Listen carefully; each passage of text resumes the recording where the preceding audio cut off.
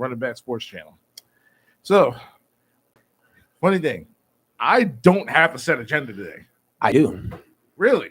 Things are different. My mind is clearer. But all jokes aside, what else will we talk about but the scorchingly, disgustingly red hot Philadelphia Phillies? Obviously, basketball news is slowed down besides KD pooping all over Steve Nash and Sean Marks, but we'll discuss that later, I'm sure. Yes. And football obviously is in full training camp swing, which is just a bunch of oohs, and this guy looks good in camp, and this guy got injured, and this guy's coming back from injury and looks good. And the same story cycle we'll go through, but we can touch on some things. Yeah, all things considered, looks like AJ Brown's a definite fantasy lock for anybody. It seems like we're gonna get to football, but the reason I want to start with the Phils is I wanted to start with the Phils also. Dave Dombrowski, John Middleton, Rob Thompson look all like geniuses right now. Nick Castellanos, even though he struggled for a lot of the season, is starting to get hot. Kyle Schwarber is starting to hit again after the All-Star break, after cooling down a bit. Alec Bohm is hitting out of his mind. JT starting to hit. Bryson Stott is hitting and making great defensive plays. Derek Hall still mashing. Like, this lineup is 10, 11 effective guys who could play every day. Matt Vierling. Like, I'm not going to say it looks and feels like the 2018 yet, because that team had arguably at least one Hall of Famer and 3 guys who can make a case, or 2 guys who can make a case. But this team does feel special. The addition of Syndergaard, Robertson, the bullpen kind of shoring itself up. You can't forget about the additions of Sosa and Marsh. Yes. Even though they're not good bats, they're really good defensively. Exactly, and that's what we needed, people who can make plays in the outfield. Getting rid of Odubel Herrera, who a lot of us as fans, let's be honest, we were like, all right, he has played an all-star level. If he does well, we'll ignore it. But it was weird for us. And now for him not to be on the team, for Didi to be off of the team, a very mercurial player, obviously a guy I enjoy, but I understand his effectiveness had come to an end and it was time for him to go, especially when you got Bryson Stott playing well, when you have Bohm playing well at the hot corner. You have Reese playing amazing. Reese Hopkins might actually play a full season. You know, obviously he's not going to play 162, but I mean, still. Even last year, the guy was on pace for nearly 35 home runs. Exactly, and he's kind of on that same sort of pace at this point. Early August, he's got 24, 25 home runs. He could get another 10 in a month and a half. Honestly, if he keeps it up, I got to eat. Well, screw it. I mean, I'm eating my words now. I just wasn't sure about this guy, but no, but you got to remember the way he came up, and then the way he kind of struggled after that to kind of stay consistent. And then when you saw the flashes, it was like, ooh, that looks like a guy. And now this year is like his approach to the plate, his power, his consistency defensively at first base, more so than anything else, has stepped up. Yes. And absolutely. Alec Bohm making plays at the hot corner for a guy who looked like a giraffe on roller skates last year at the hot corner. Yeah. Obviously Stott was always, his glove was always what it was. And that's also another thing I feel like people really aren't talking about. It's like the biggest issue in the Phils, besides obviously the bullpen, is the lack of homegrown talent. Well, we really haven't seen since, that era like of Ryan Howard, Hamels, Utley, Rollins. Exactly. So Hoskins is looking like he's legitimately turning the corner to an all-star level. Bryson Stott looks like an everyday player. Bohm has definitely stepped up. Aaron Nola looks like he's back to the 2018 Aaron Nola when he was an all-star. Exactly. I mean, Wilsey is Wilsey. Wilsey's Wilsey, but he's not a homegrown guy. He was an acquisition. Okay, all right. Yeah. Would you count Suarez as a homegrown? Or to me, if you take a guy who kind of can't really stick on a roster and you develop him into a viable MLB piece of any sort, that counts towards your development system. Yes. That is drafting someone and developing them is pretty much the epitome of the farm. But I think even better of farming is someone else's kind of you turn into a piece. So I think Suarez completely counts towards the Phillies. Yeah, not to mention Sir Anthony Dominguez coming back has been huge. Garrett Stubbs. Yups. I mean, you're seeing it now. Like Sir Anthony being back, obviously, like you just mentioned, but that's a huge piece too. Absolutely. I mean, even Neris would have been a guy to throw in there had we kept him. Yes. And I kind of think, what does this bullpen look like if we make all these moves and you keep Neris? Crazy. But it would have been 2015 Kansas City Royals good. Yeah. And it's crazy to say, like, now our bullpen is a strength. Our starting pitching was always solid, but now you have 6-7 guys you can throw that can take 5-6 innings. Yeah. You know, and then like I said, you're still waiting on your best player to come back. That's the scary part. And when we've talked about this ad nauseum since we've gotten Bryce, and whether it was separate or together, I think we can both acknowledge some guys have the October thing. Ronald Acuna Jr., Mike Trout, he would. Bryce Harper, if it's Citizens, I'm just gonna paint a picture for everybody out there. Citizens Bank Park, it's game 5. It's tied 2-2. In the game and in the series, Bryce is up to bat, 2 outs, full count. Second. Exactly. Full count. Hanging curveball. Bryce turns on it and watches it go. And you hear one of the most deafening roars in Philadelphia sports history as we take a 3-2 lead in the World Series at home.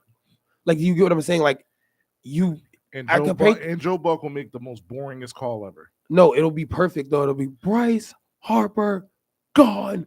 Phillies win it. Phillies take the lead. 3-2 in the series. No flags.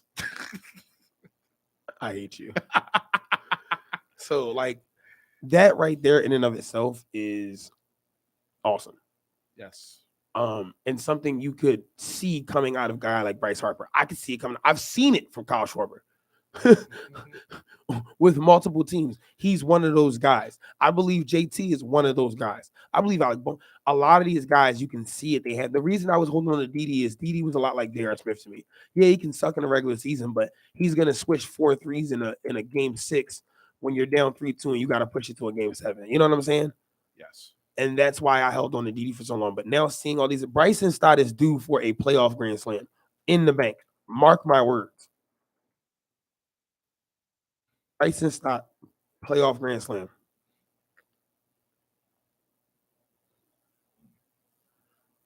So he's going to be our Matt Stair.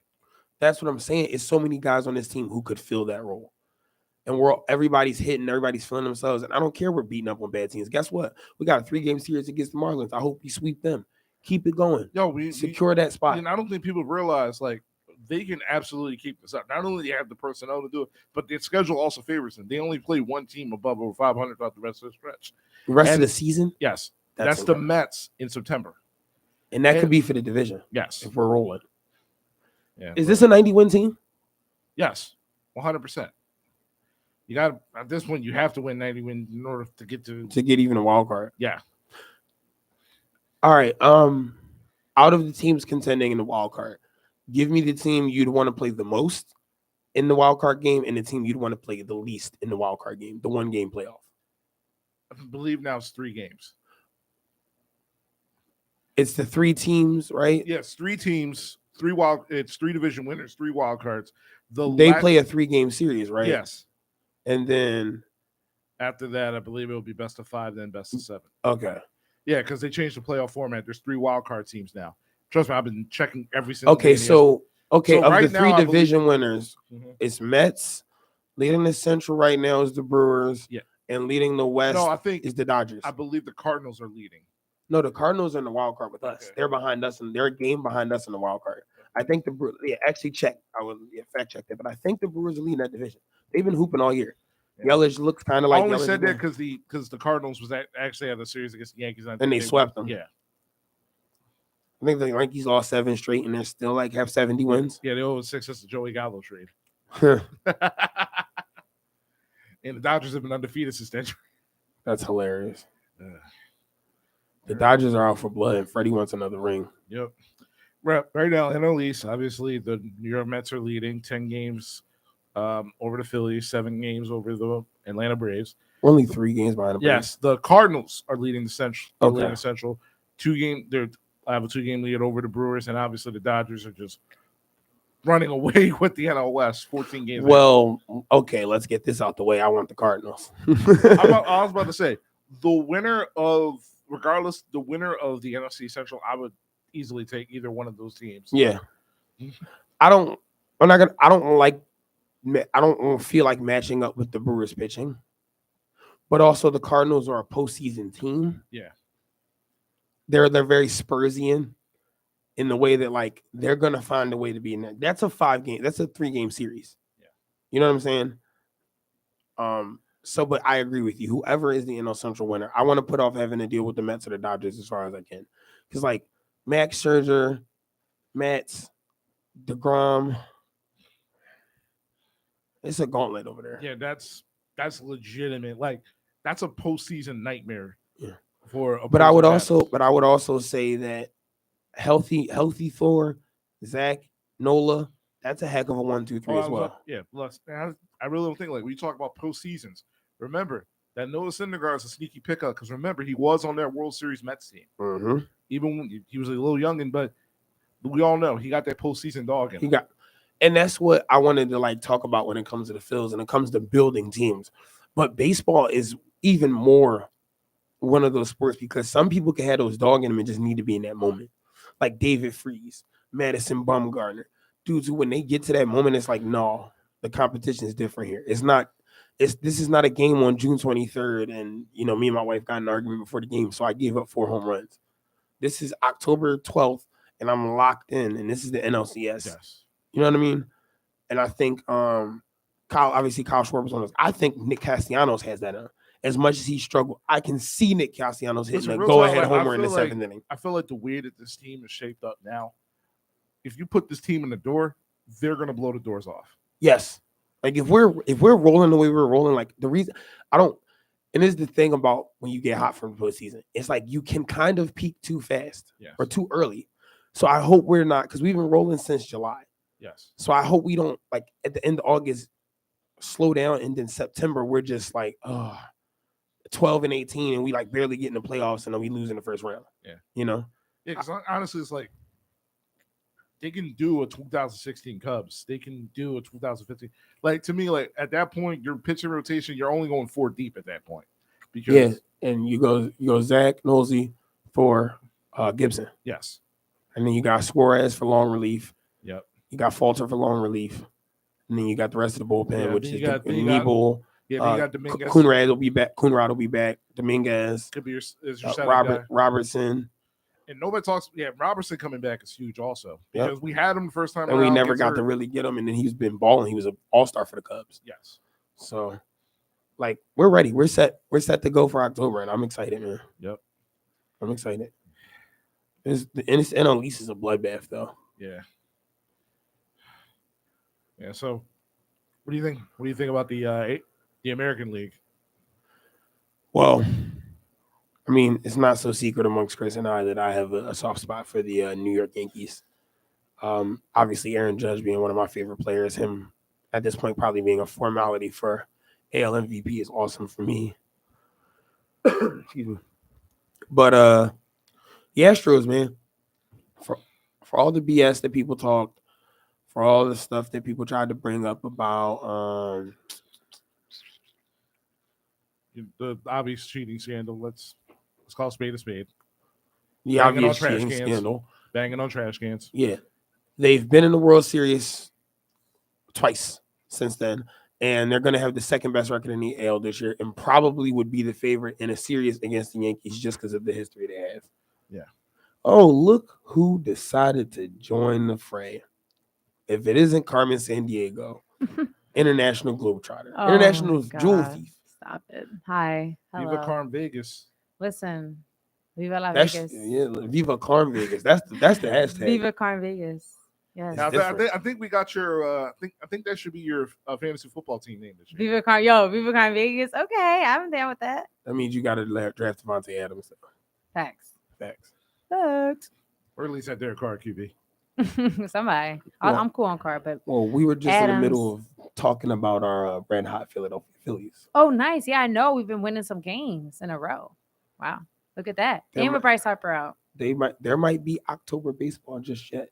Wow, that'd be good for the Phillies. They ain't been had October baseball in how long? A decade. A decade. Yeah, right. So welcome that. Maybe that'd be a good pickup for the Sixers. You know hey, listen. Here's what I'm saying. I don't mind the cold parade. Yeah, listen. Let's rock out. We did it for the Eagles. We did it for the Eagles. Yeah. Listen. Real talk. I ain't feeling no weather that night. Yo, real talk. I need October baseball for the Phillies because we all remember the last time the Phillies got into the playoffs. That memory of losing to the Cardinals 1-0. Not only that, but it's no secret that Ryan Howard's my favorite all-time Philly. but the memory of him hitting that ground And ball and tearing tearing his his Achilles. Yep. And ending his career Yeah. on that play. We That- got to erase that memory.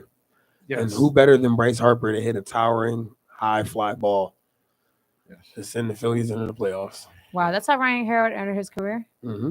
Pretty He was much, never yeah. the same. He came back like he was cut a year He and a half actually, later. yeah, like this, the Phillies were actually struggling. He actually came back earlier than expected to try to help out the team, but it was to no avail. Wow.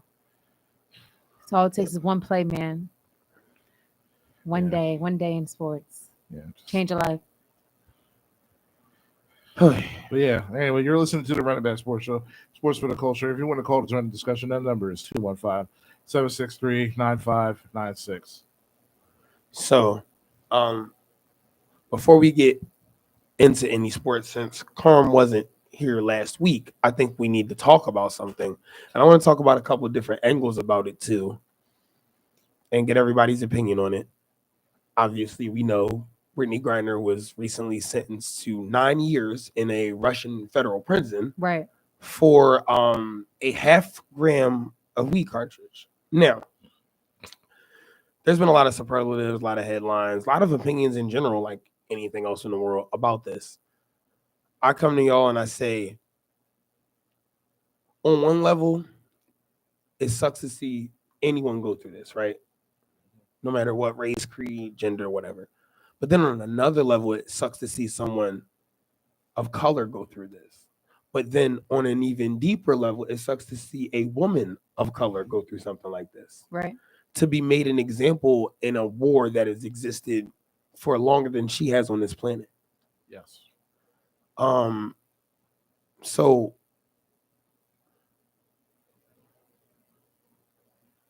I'm going to ask a question, and if you feel uncomfortable answering it, do you trade a Russian arms dealer, someone who literally gives people weapons of mass destruction, for Brittany Griner? I know that's a controversy. We're going real deep, but I feel like we always talk about sports for culture. We get light on the culture, but I'm asking you an honest question. As American citizens, do you trade someone who is clearly a prisoner of war, someone who has helped to murder people's families and children, for effectively, because if someone was being honest, they would say this about LeBron James or something, a basketball player? I mean, when you look at it like that, if you just talk black and white, no, you don't trade an arms dealer for a basketball player. Black and white, they're both human beings. Black and white, he's a white guy, she's a black woman. Mm-hmm. Black and white, we are in a state of war in Europe. They're in a state of war. And the U.S. has ties to that. Black and white, what must be done in war times must be done.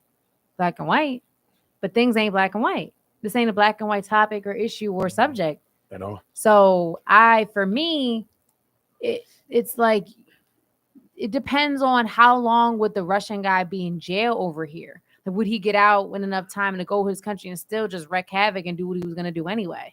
It's not the U.S.'s job to police people who aren't U.S. citizens.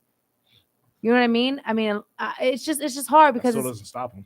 Right. Like, us doing anything doesn't stop them or him. You know what I mean? Like, as we know, people have hands outside of jail. You can be in jail or in a prison, but you still have influence. And we've seen that happen plenty of times. So Brittany Griner is sadly just a pawn in this game of war and politics and power. Mm-hmm. And it sucks because she is of such a vulnerable community. So she really is in the crosshairs. And it sucks because she shouldn't have had that weed pen. Yeah, y'all can say it's so little, so minuscule. Mm-hmm. Other people have done it and whatever. And they might be in jail or maybe home. Whatever people, that's all. No, but be honest. We have to be honest. No, and you're but being honestly, honest you there. shouldn't. Yeah, you shouldn't have had it. You right? knew it was shouldn't have illegal had it. there. Yeah, but I It's not did your read. first time in Russia, Right? Like, you've literally been on that Russian team for well over a decade, so you should know at that point the customs of another country And how they roll. And she did. I mean, she was saying, and when she gave the little speech that she gave when her sentencing, she was saying, like, I didn't mean to, basically she didn't know that she was doing something wrong or whatever it is, but you shouldn't have had it. It's not just to do, like, even if you do smoke at your Russian house, apartment. Leave that at the Russian Leave it at the house. crib, and when you come You back, don't gotta bring it with you across the borders. Like you can get it weed at home. You can get another pen at home. What was so deep that you had to carry it with you? I understand it's weed, and weed people are funny about their weed. They want their weed, but it's like, bro, you know it's not illegal there. You know that it's you're going through a customs, and and here's the thing. Maybe she wasn't thinking. Maybe she was just innocently feeling like I'm just here playing ball like I always do. I'm gonna just travel to and fro like I always do. She didn't take into account that this is the time frame that we're in, the period we're in with the war and with the U.S. and this political stuff. So she was just maybe kind of naive to think that it was just regular business. So, but to me, you didn't need to bring that pen. Leave it at home. Get weed in the U.S. and keep it trucking. And now you're in the situation because you couldn't leave your pen at home. And there's no excuse for that. But do I think she deserves to be a pawn in this war? 9 years? That's ridiculous. That's crazy, but it's all because she's a pawn and the U.S. wants to use her as leverage to get what they want. I mean, Russia. So it sucks, but we got to be accountable for ourselves and what we do. Can I put another layer on this? And this is not to pile on Brittany Griner, but when we talk about things in 2022, it's very it's very what I like to call surface level deep. Like everybody's like, oh, it's deep, but like we got to really add layers to stuff. So another layer. This is also someone who has committed domestic violence before.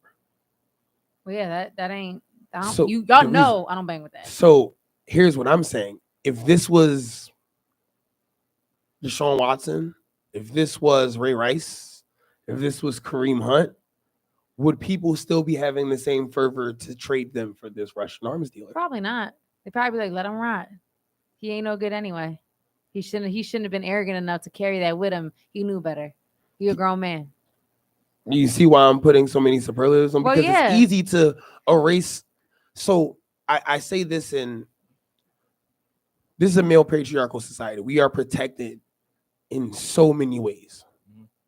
And then obviously being black men, we lose some of that protection, but being men in general, we are afforded things that as women, you guys are not, based on how society is designed. Right. Correct. So I say that to say, when we talk about what equality is even when we are viewing a situation, it is hard for us to put equal terms on it based on negative and positive bias. The positive bias is everybody's thinking that this is someone who's already taken for granted in our country and now is being put in a position to be a pawn in a game. But as Carm just very bluntly and honestly explained, and I added in the superlatives, that this is also someone who broke a law in another country and also is not have the track record of being the most productive citizen. So when we talk about someone, what is the only reason that we are not painting her in the same light as we would, like I said, paint a Deshaun Watson, paint a Kareem Hunt, paint a Tyreek Hill? I think it's because we're just in the space now where people I think are more inclined to try to stick up for black women and a gay woman, more so because it's like, yo, everyone sees the disparities that have been there and they want to kind of make up for it. Like, yo, like, yeah, we didn't before, but let's stick up for Brittany Griner now because she's part of I can't even get my words out, but you get what I'm trying to say. A very selective community. It's like a very she's small black, yes. She's a basketball player, she's a gay woman, she's a butch lesbian, and it's and I'm sure growing up wasn't always the easiest situation, especially being friggin' probably 6'4" from the time she was in 5th grade. And she's not even if you look at the WNBA, she definitely is the exception to the rule in terms of height. Like, she's a bigger girl. You don't see people like Brittany Griner. She is Yao Ming. Yeah, she's like huge. For a size for comparison. WNBA. Yes. WNBA players, they can be my height. 5'9" and up. 5'9", you're a 3. Right. You're a 3 in the WNBA. There's people in the WNBA who are like 5'5". So 5'6". Yeah. So and you got long arms. You could play the 3 in the WNBA. And she's, you know what I'm saying? So you think of her size, she's a foot and a half taller than you? Yeah. She's 7'2". I mean, also to your point, I mean, it's kind of simple in regards to how come Brittany Griner isn't shedding that same light. It's because when it comes to domestic violence, historically, it's always been tied to males. It's because of genetics, and males are a lot more bigger. They're every single time they strike something, it's a lot more, force, and it's just the way that domestic violence is, it's always geared towards trying to protect women against males from domestic violence. We never really think of a situation in regards to women doing it. The only real time now in recent memory that's honestly got shine in regards to domestic violence on a woman against a male was the Johnny Depp case. We really don't have like any other situation throughout the last few years in regards to domestic violence as opposed to a men being on the receiving end of it in regards to women. Yeah, I agree with that too. I mean, it's true. When it comes to domestic violence, women are never painted as the bad guy. It's always men. But because historically it usually is the man. Exactly. So that's just the fact of it. Yeah. But it's funny because I saw a picture of Brittany on some golf cart. She had no shirt on and she kind of looked like a guy. Honestly, she didn't really have boobs. And people were posting like, "Yo, free bro, all this." I was just like, these people are sick. Yo, the internet is It's a sick, it's a crazy. sick place, yo. It's fun. Really. It's funny yet It's a sick. lawless land. Lawless. 98.5 WJYN, running back sports. How you doing there, Chris? Hey, what's going on, Warren? Hey, Warren. What's up, buddy? Hey. I noticed you guys were coming in on the Brittany Griner situation. Yeah. I noticed you guys were talking about everything that's going on with her. I know you guys were talking about her domestic violence and how that might skew a factor, how people perceive her. But I think a lot of people misconstrue that situation because both were arrested for assault and disorderly conduct. And both sustained injuries in the incident and both got suspended the same amount of time for said incident. So in theory, both could be considered domestic abusers in that case. Technically speaking, if we're going to look at like that in terms of semantics. All right. Hello? Yeah, we're still here. Yeah.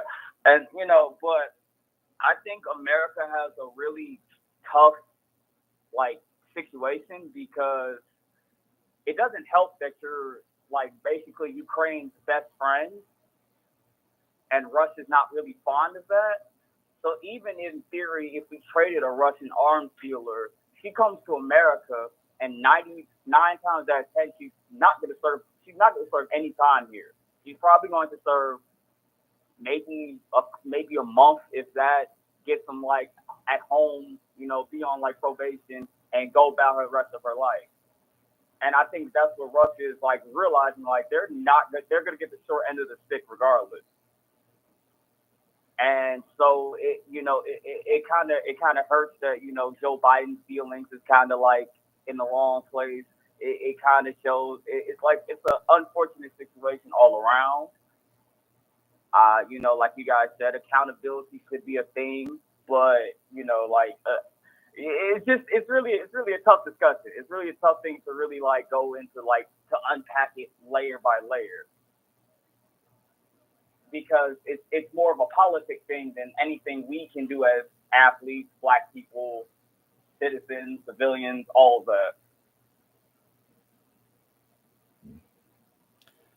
Yeah, no, yeah, we definitely hear you, Warren.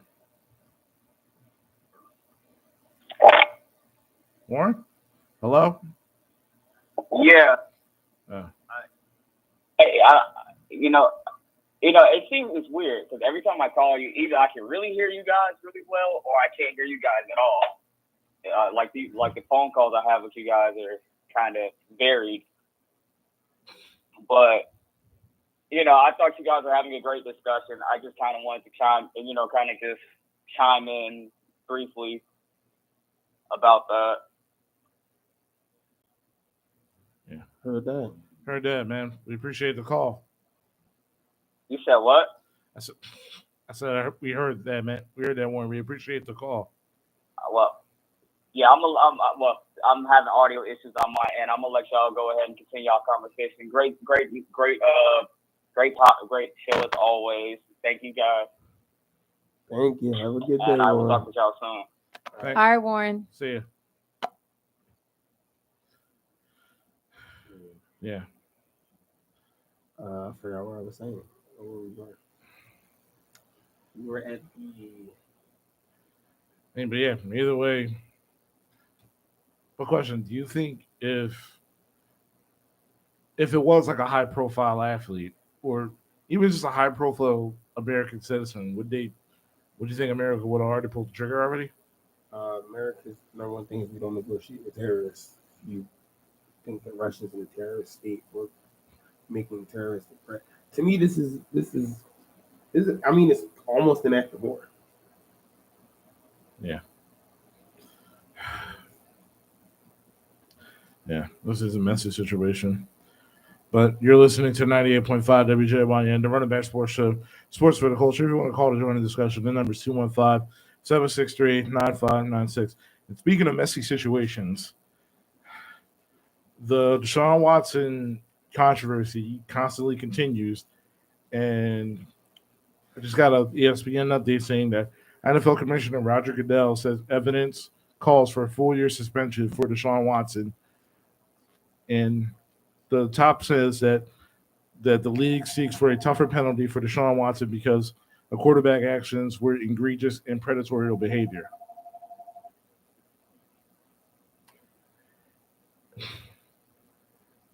Wait, were all the charges dropped on him? Yeah, all the actual criminal cases, the civil cases, I think are still ongoing. Where he's paying most. So we don't know if it's really true or not. We don't know what the truth Within is. the Within the the courts, he's confines of the innocent. laws, He's yes. innocent. But by court of public opinion is up in the air, Yes. pretty much. Yep. Okay. Well, if by courts he is innocent, then What's the point of the judicial system? I mean, I 'Cause at this it's hard for me because this is again an issue about women and men in our society and our patriarchy and all those things. So for me, it's hard for me to look at this and not have doubts about his innocence or not, because I don't believe that women just make outcries just for the sake of making outcries. I don't believe that. Yeah, money always is a big determining factor on people do things, but that many women, I don't know. It's hard for me to believe that none of it's true. So if some of it is true, even if it's not to the extent of what they claim, of what the charges or whatever it is, then I think he should have repercussions from if some of it is true. But it's so hard because you don't know. Just because they dropped it, that doesn't mean that it is not true. Yeah. Because money is involved with everything.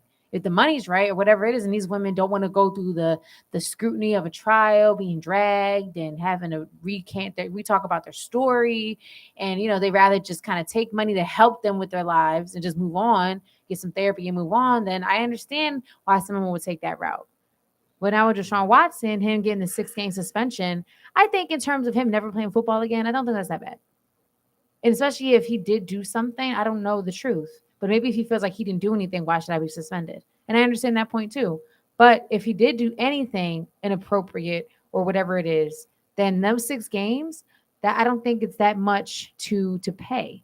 Just sit out the 6 games. And from the NFL to go against that, just listen, if he, in the court of public opinion, no one knows what the truth is.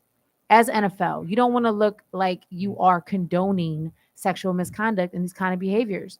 So to give him the 6-game suspension, I think that's fine. I don't think that's a big of a deal. Yeah, because then, but I think where it gets convoluted is for them to then appeal it and then give him the year suspension. It was like, well, just could have suspended him for a year from the beginning. That's what we were all anticipating. Right. So what was the point? It doesn't make sense. It just doesn't make sense. It's like, Just this stand point, on it. performative. Like, make a decision and stand on it. Why is it such a hardship to pull the trigger in terms of reprimanding people when they do wrong? It's all about money. It's all because the Browns just signed him. Who are they going to have as their quarterback? It's all about money. I don't care. I don't give it. I don't give a, because the image that has been, I think, portrayed along a lot of major sports has been that domestic violence and assaults against women is something that is frowned upon, but can be overlooked when the situation and the money is right. And that is not okay. That's not okay. Never will be okay. So sometimes you have to bite the bullet, take the cut. The NFL losing Deshaun Watson for 6 games is not going to hurt their pockets at all. It's going to make a ripple in a monsoon, which is nothing. So it just comes down to greed at this point. Roger Goodell is hilarious. What was the point of appointing Judge Sue Robinson as the ultimate person to decide how long and Deshaun Watson gets suspended? If you're going to go around and be like, hey, yeah, I'm not a fan of how much you suspend them for. So we're just going to appeal it and just do whatever we want anyway. And the whole thing about like, oh, well, this predatory behavior, this is egregious. I'm like, you've had multiple opportunities, Roger Goodell, NFLPA, to get ahead and show that you actually care about the women watching your product. Because out of all the 4 major sports in America, women watch football the most out of all four major sports in the entire U.S. Yep. You've had your opportunity to get in front. Like we talked about the Ray Rice situation at nauseam. That was your perfect opportunity to get ahead of the situation and to make a plan in regards to how you handle the domestic violence situation in regards to the NFL. You didn't do that. You had your opportunity for Greg Hardy. You didn't do that. Josh Brown, you didn't have the chance to do that. Even going back further before the Ray Rice situation, the Ben Roethlisberger situation. Oh, God. Yes, you had your opportunity to do that. Even longer before that, you had your opportunity to do that. Granted, Roger Goodell wasn't. That's Paul Tagliabue at that point. Yeah, but I mean, at that point, you had the opportunity to do it for the Ray Caruso situation, and we all remember how that situation was. Yep. So, to me, this grandstanding from Roger Goodell is hilarious because even before then, you never really cared about showing your solidarity in regards to disciplining these athletes in regards to how they treat women. If that was the case, how come guys like Tariq Hill wasn't suspended for a year? How come guys like Kareem Hunt wasn't suspended for a full year? Where's that energy for literally Robert Kraft, who was literally in the same situation in regards to massage parlors as Deshaun Watson? Where's that same energy for Dan Snyder for how he treated the Washington Commander cheerleaders? You've had multiple opportunities on multiple fronts to show that you care about women, you care about the women that are watching your product, and more importantly, you show solidarity that people like Deshaun Watson, who, regardless of the legal system, disrespects women, you've had your opportunity to be on the forefront of all of that to show that this kind of action is not allowed in our league. But no, the NFL, and multiple times, every single time we see these certain types of situations, they're way more reactive than proactive. So, in regards to all of this, you can appeal it, but honestly, I'm hoping for a countersuit because if this is the action you want to go, there are a lot of skeletons in the NFL closet that is going to come out in regards to this lawsuit.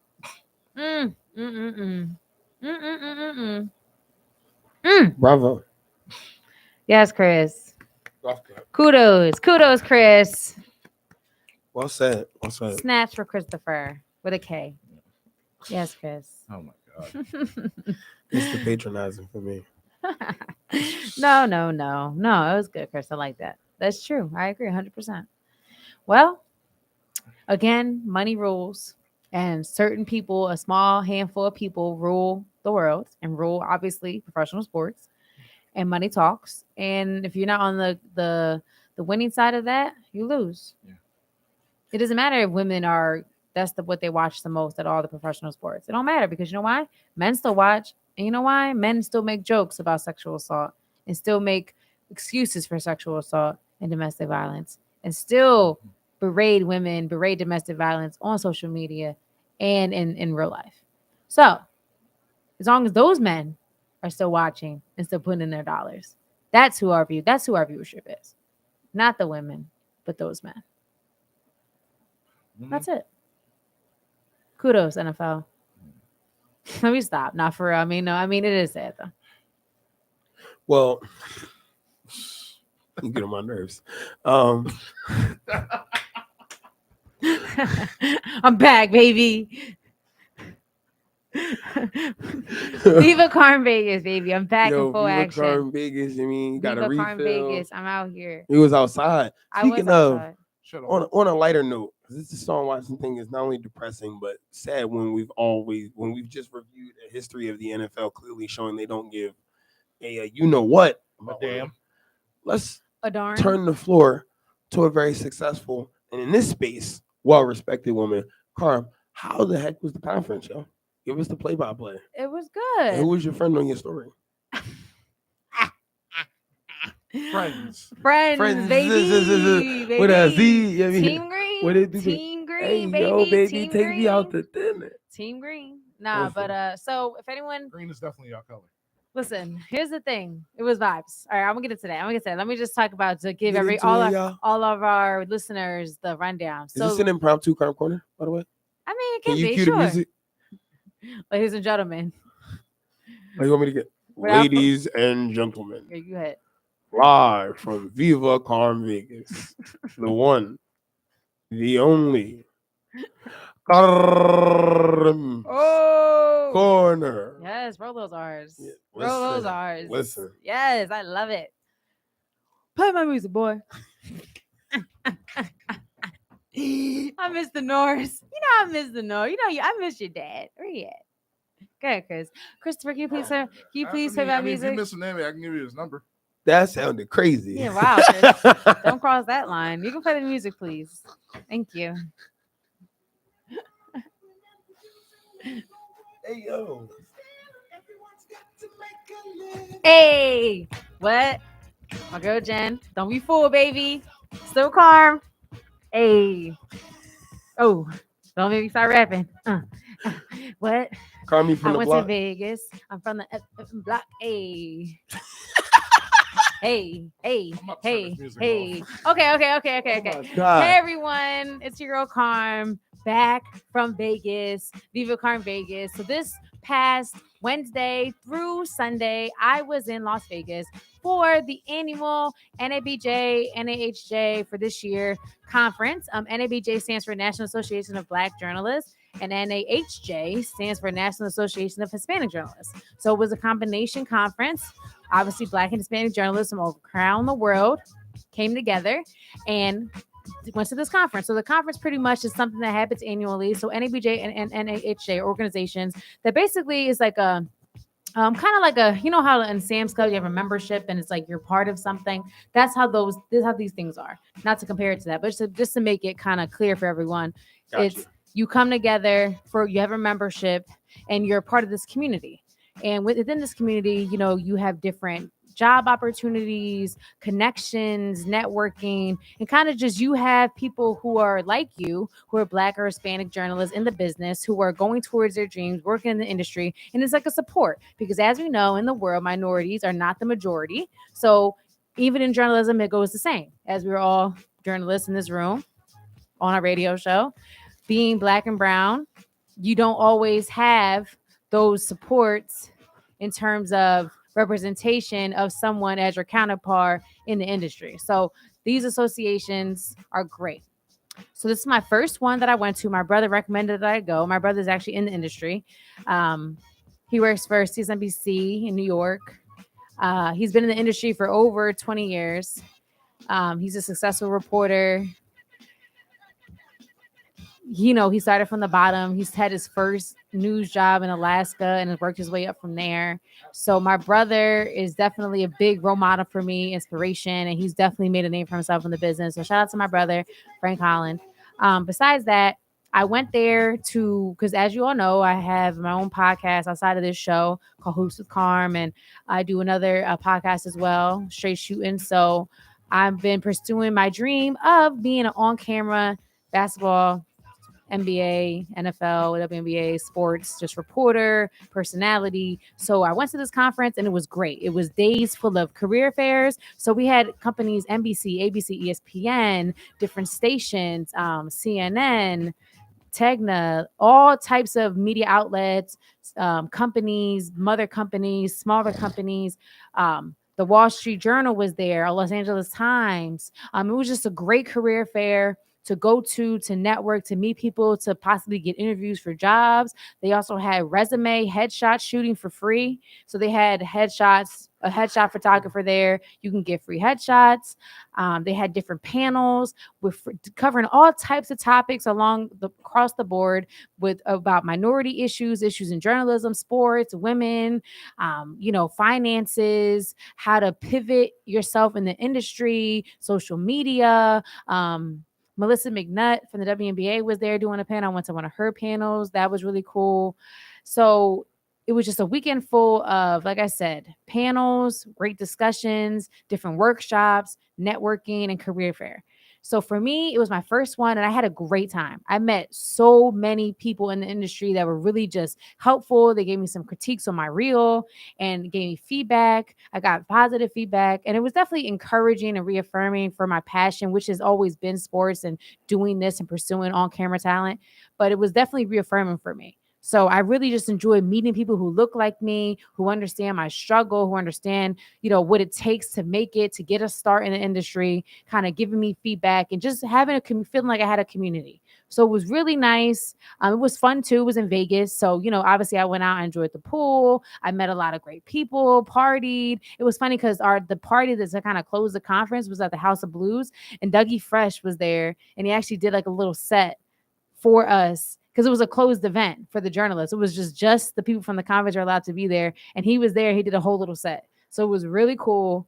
That's where I met the ladies you saw on my story in the green dresses, because me, this girl Alicia and this girl Faven, we all had on crazily green dresses. And we were in the bathroom. We saw each other and we just started going nuts. We're like, oh my God, look at us in the same. And here's the thing about girls, especially about colors. We're in the exact same shade of green too. It wasn't like different shades. It was the same shade. So we were like, this is meant to be. We started calling ourselves Team Green, and we just started hanging out the whole entire night. So it was really fun. I met a lot of great journalists from Houston, everywhere. So it was so encouraging, so fun. I definitely got a lot of good contacts. I feel rejuvenated. A lot of people poured into your cup. Yeah. Oh, yeah. And I feel like it was cool to see that there's so many people out there starting off from different starting points. It's not just one starting point or one way, or some people my age have been in the industry for 10 years. Some people are just starting. So it was great to see that and to experience that, especially in a place like Vegas with my brother and, his tribe. It was great. And I definitely recommend any Black, brown, Hispanic people who are aspiring to be journalists or whatever it is, definitely join and get a membership. It's worth it because of the networks at your disposal and just the experience of having people who are names. Like, it's not just you just met people who are up and coming. You met people who are CEOs, who are executive producers, who are directors at big companies, CBS. You're around these people talking to them. You know what I mean? I met Alex Holly. She was there. Hey, yeah, and she's very she's sweet. cool. Yeah, she was at my job. I met her. Yeah, she was very sweet. I met her, talked to her a little bit. I met a lot of people just to say that. Yeah, just to say this too, not to throw out names, just to say it, just for our Philly audience, just to say that people that that you see on TV every day, like Alex Holly and that kind of thing, she was at something like this. So someone who is established in her career still finds the value in being at a conference like this because of the network and because of what it gives back. And because you never too into your career to learn and to grow and to meet new people. So I really enjoyed it. I was going to say the cool part for me is her being at the NABJ, NAHJ, and not just any old journalism career fair expo. Like knowing that I can go, not to say she wouldn't, but to say I can bring up anybody, but I'm going to particularly bring up young men and young women who look like me and come from where I come from. Oh, yeah. And that's powerful because I think that's a lot of what goes on in our communities. Like that, like just hearing you talk and gush and see people infinitely overlapping who look like you in the same field as you, looking towards that same success. The amount of positive energy that was probably bred in that room. Oh yeah, it's like you could feel it walking in. Yeah, and I met people from Puerto Rico. There's a lot of journalists from Puerto Rico that were at the fair, like from the island. They have their own network going on in PR. There's different chapters in different places. They got a chapter in PR, Chicago, LA. They got chapters everywhere from NABJ and NHJ. So they got one here. Yeah, I believe so.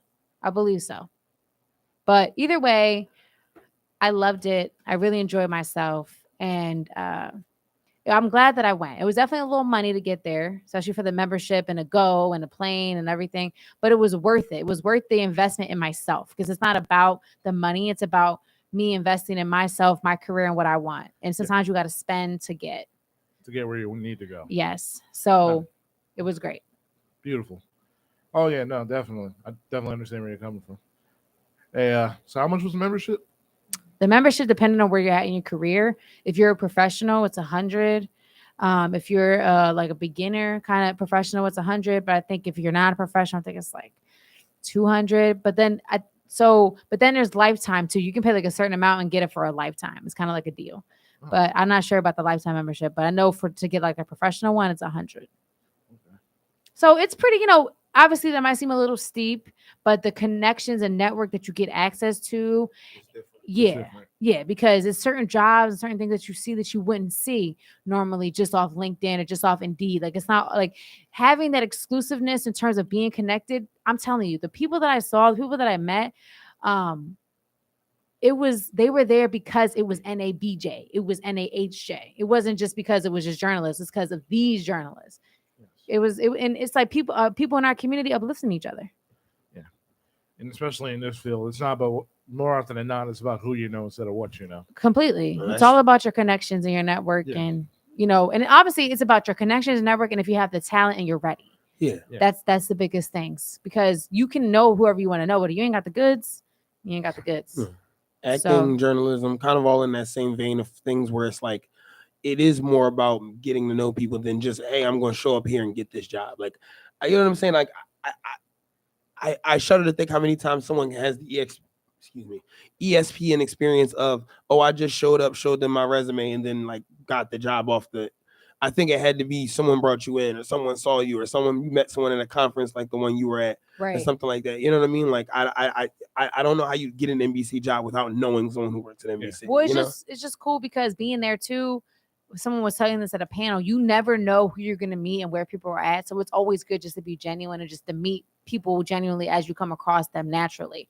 Because it's like you meet someone Absolutely. today who could be, just a PA working in, NBC Philly. They blow up and one day be the CEO of, it's just, you just never know who you're going to meet, and who, it's always important just to build relationships with everyone, because that's just, you just never know. Absolutely. So shout out to Vegas. I had a great time. I definitely was vibing by the pool. If you know me, I'm a sun child. I was definitely by the pool chilling on that Saturday, because it was kind of like those 3 days, it was exhausting. Not in a bad way, but just in a way of networking and meeting so many people and talking. Yeah. It was a lot. It was definitely exhausting. I probably ate one meal a day when I was there because I just had no time. It was just, you go to the networking, then you got to go to the reception, then you got to go mingle. And, it's just constant. You're just going, and just, so many people were in different rooms. Like the head of CNN was at the CNN party. It was like, oh, you know what I mean? It was just so encouraging and, motivate. It made me feel more motivated to really get after what I know I need to do. So shout out to the orgs. Yep. Once again, you're listening to 98.5 WJYN, the Running Back Sports Show. If you want to call to join the discussion, that number is 215-763-9596. Yep. Carmen's rejuvenated. I'm feeling different out in these streets. Oh yeah. I'm feeling fine. Okay. Chris is normal. Okay. I But, just it's lit. I just want to say, I know this is just to those out there, but I just want to say RIP to Olivia Newton-John, who passed away yesterday. I'm Former definitely, star of Grease. yeah, I'm definitely, but besides Grease, she's had a pop career that spanned like all these decades. She's had so many number ones. Let's get physical. Right. Physical. I Honestly Love You, the song she sung from Grease. Apparently that show Xanadu or whatever. I never seen it, but I honestly, when I heard that, not saying I definitely felt kind of like it made me a little sad, because Grease is my favorite musical ever. That sounds crazy to me. I love Grease, and I remember Grease is the first musical I ever saw, and it's my favorite musical ever. I remember watching Grease, coming across Grease at my summer camp in Longcrest in Olney, and I'm sorry, not in Olney, in Longcrest. I came across the VHS tape. I put it on, and everybody was outside playing at camp, and I was like in the little hangout room at camp, and I started watching Grease, and I just loved it. And I would spend every day at camp just replaying Grease by myself in the TV room watching Grease. I know like every word to that musical, to that movie. So to hear Sandy died, I'm like, dang. Because Grease was like my childhood. I love Grease, and I still do.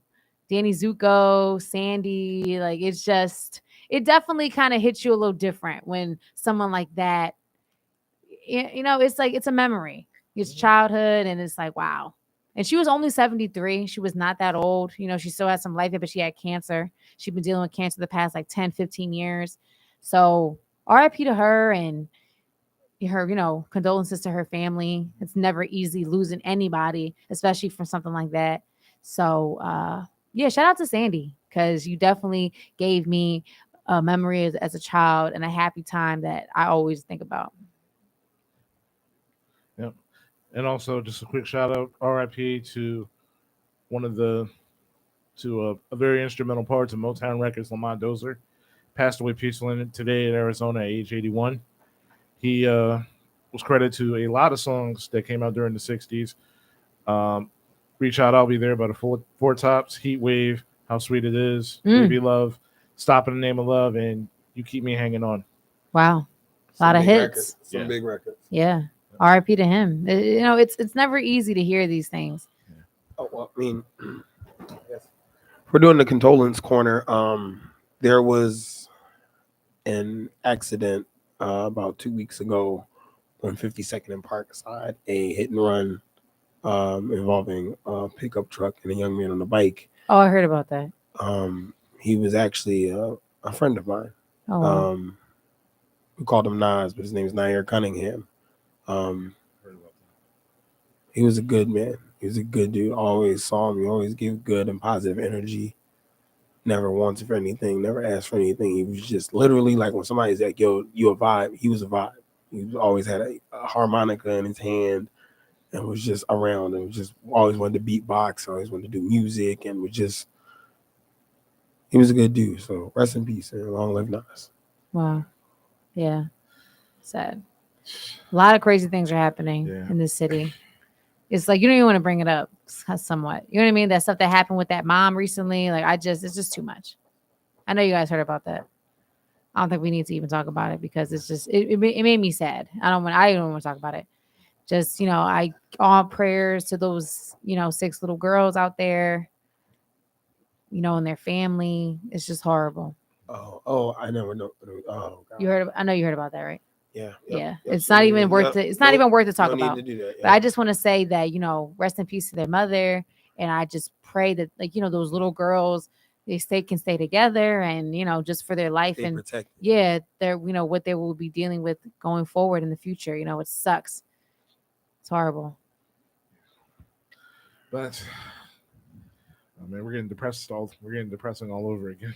Sorry, guys. But, again, this is a sports show for the culture and hate to hit these notes sometimes. But in terms of sports and the way life works, it's just where things are at times. And you have to address it and then just take a breath and just go on, move forward. So us not bringing it up, us not talking about it, it's not justice for our part of being a part of journalists, telling the truth and talking about the culture, which is things that happen on everyday life. It's not just sports. Yeah. No, facts. It's just that we went from, talking about, the Brittany Griner, Deshaun Watson to, your positive trip and you being able to see, a bunch of reporters, a bunch of journalists, successful people in the broadcasting spectrum that look like you. And then we just go back to this. But let's go to some NBA talk. And once again, it's been a really quiet. Carm's favorite players talking again. Who? KD. Kevin Durant. My favorite player. Yeah, Steve Nash got to go or I'm done. What? ¿Qué? That's your man. ¿Por qué? We hired him. ¿Por qué? That's like if we all work together and Carm like, yo, hire my homie. Like I'm telling you, they hire my homie. Like he gonna be cool, right? And then they hire your homie. And the next week you come to me like, yeah, you got fired. Man. What do you mean we hired him for you? Brought him in. Right. This is not like this is a handpicked Joe Tsai coach. You like, listen, Joe Tsai, this is me or him. You're literally like, dude, this was the coach you picked. Do you have a backup? So now he's pretty much saying, "Oh, y'all go find the coach because the coach I want it sucked." But how can he make that that decision about Steve Nash when it's only been one full season, bro? Like, give him a chance. He had to deal with all you guys' nonsense. You being hurt, Harden and Kyrie's vaccine, all this nonsense. I mean, how can he really have a game plan and push the team to success when he wasn't even really had a team? To be honest, all this just proves is that Kevin Durant is just not that good in building a team. He's not a GM. Not going with. It's nice to see you two on the same page. Finally, for once. JK. Uh-huh. Yeah, he's not a general manager. He tried to be LeBron. It's just You not working. cannot be LeBron. Nobody can be LeBron but LeBron. LeBron James. LeBron, right? That's it. Like, we make fun of the Steve Nash situation, like, bro, you're literally the one that You advocated. asked for that. Yo, Yes, KD, and for not real. to mention Kyrie doubled down saying we really don't need a head coach. So what was the point? I'm like, oh my goodness. A lot of what happens surrounding or involving Kevin Durant and Kyrie be like, we heard what y'all said, and y'all stood on it because y'all are men and y'all are millionaires. So you have the space and literal platform to stand on whatever you want. But the thing that always I think comes from everyone around them is almost like, what are you standing on again? It's just, You know what I mean? Yeah. KD, just go get a body and just come on back. Come on back and just let Steve Nash coach another season. It'll be okay. He do got the peasiest here in the NBA. Just get a body, Kay. I think you'll look good. Little He a body, millionaire. but grow your beard out. You look good. You know, I think it'll be a good look for you. He don't like Megamind. Don't do that. That's fine. Better than Patch. You know that's my hood, right? I'm just saying. Don't disrespect me like that, dog. 98.5 WJYN. What's up, Chris? It's Jordan. Hey, Jordan. How's it going? Jordan. What up? Hey, what's up, guys? It's popping. What's up? Listen, leave my guy alone, man. Leave his hair alone, Carmen. Yo, Leave him alone. Jordan, what's up? What's up with him? Come You on, gotta Jordan. brush his hair You for him. gotta admit, Jordan. You know you want him to just take it off, take it down. You know that. Come on. In a couple of years, I'm not ready right now. Not right now. Okay. Maybe 40. He has a really terrible Right head now, shape, just though. keep it. Just brush it. Just I don't know. Surgery. Try to fill up the holes. No Hair disrespect. club The fire. whole was plural, follicles, Jordan. but Digging up I don't know the hair holes. terminology, but leave him alone, man. Like yeah, just leave him alone, bro. Like leave his hair alone. So you just called Not us just being to a, tell us to leave him alone? Durant defender, but yeah, guys, I'm sorry. You just called us just to tell us to leave him alone? What happened? You just calling us to tell him? You just calling us to tell to leave Kevin Durant alone, right? You mean the situation? Listen, guys. For the past 2 years, we've seen guys try to like finagle their way out of their situation, i.e., James Harden, i.e., Ben Simmons. I mean, when it comes to James Harden, my man put on a fat suit and said, "I'm not going to play here. Get me out of here," and got out of there. And Ben Simmons, although we cannot oversee mental health issues that people are dealing with every day, but we've seen these situations where guys are trying to press hard within their trade requests. It's almost like Chris. It's almost like you go to work and like you kind of want to call out and like you try to finagle your way out the situation, like, oh, I'm sick or something like that. But really, you want to go to a concert or something like that, things of that nature. So I just think I don't think we shouldn't really look at him personally or attack him personally for going at Steve Nash and Sean Marks. I mean, Steve Nash, this guy, they built a relationship. I don't know if you guys remember the KD documentary, the off season, but he's known Steve Nash for years. So I don't think he would deliberately just scapegoat him just like that. I think it was just kind of like a way to finagle his way, to use him to finagle his way out of the Brooklyn Nets, which I don't think it hurt. I don't think that helps at this particular moment in time. I think possibly it might have hurt his chances to get out that situation. And then basically you just saw the governor last night, the response by saying, and quote unquote, even though he didn't say that publicly, But in the tweet that he said, he just said "F you." Like we're not doing that. We're doing what's best for the Brooklyn Nets. So I just think it was just type of a plan to try to force his way out of Brooklyn at this particular moment in time. Yeah. And honestly, it's like, shout out to Josiah, because not a lot of owners would more often than not, especially in today's NBA, would accommodate for the star player. Very rare we see she's like, yeah, no. What are you doing? No, like we're keeping our GM and we're keeping our coach. If you want to be traded, then by all means, we need to get the right compensation for you to go. Otherwise, I got you for 4 years. I don't have to trade you. But you have to look. You're right. They have every right to look at it the way how you described it. They have every right to believe that they don't have to do anything with him. Actually, they have all the leverage. And like you just said, just last year he just signed an extension. But I think from KD's point of view, remember KD is just a hooper. Like literally, he's just a hooper, not a leader. And that's okay because he's one hell of a baller. He's one of the best players in the world, but he's not a leader. So when you defer to a guy like Kyrie, and we all think, and he's box office. This guy's one of the best finishers in the league, basically one of the best handles in the league. But sometimes Kyrie and his decisions affects the team. You know what I'm saying? So it's almost like that description that I told you, I think, when I called up here. It's like, you know, the hardest thing when you're in a group is constantly thinking of everyone else before yourself. And his decisions within the past couple of years, he's always thinking of himself before the team.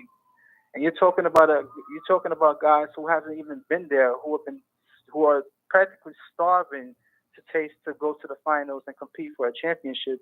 As far as KD and Kyrie, they don't have that burden on their back. They don't have that monkey on their back as far as winning championships because they've been there. They've done that. So that, I mean, they have the thirst to compete every year. They have the thirst to try to compete every year to go to the finals, but they don't have that ammunition, that drive to be like, I got to go win a championship. Which is why I think that's why Harden wanted to get out that situation, because he just foresee that they don't have that same, you know, that force to like, I have to go win a championship. I have to win a championship. So I just think that him and Kyrie together, I just think that he cannot defer to Kyrie anymore. He needs to go to a team where he could just play basketball, be the small. Don't have to be the communicator. Don't have to run the locker room. Don't have to be the leader. Just play your role. Go on the team. Play your role. Play basketball. All you think about is basketball 24/7, and that's it. And I don't think he has that access in Brooklyn. But again, Brooklyn has all the leverage, so they really don't have to do any. I mean, think about it. It's Kevin Durant. Like, how do you know like how many picks, players you would have to get this kind of generational talent? Honestly, think about it. Yeah. Personally, for me, I don't think his market is as good as it. I don't think you're going to get like a Rudy Gobert package for Kevin Durant at this point, especially. Nah, I think, not to cut you off, but I think even that Minnesota deal, they shot them. They could have. To me, it's like that's a situation that you have to pay attention closely, because you might have shot yourself in the foot for that. You gave up all of that for Rudy Gobert, like, because first of all, your cap is messed up. You have to at the very least have to make it to the conference finals in order for that trade to be a success. You basically shot yourself in the foot. But we can't. I can't say that. I can't conclude that until we see them actually go on the court. But you gave up all of that for Rudy Gobert. That is a major gamble on their part. But go ahead. All of what though? What did they give all up of? They gave a couple pick swaps for picks that, let's be honest, the way they were trending weren't going to be great regardless. And they gave up no actual prospects that matter. Pat Bev is awesome, but like, let's be honest, he wasn't going to be that big of a piece, especially not at $16 million a clip. So, and I think a part of this that people are forgetting is this is a Bankman on Karl Anthony Towns is at his peak right now, call his prime, and Ant hasn't even reached his prime yet.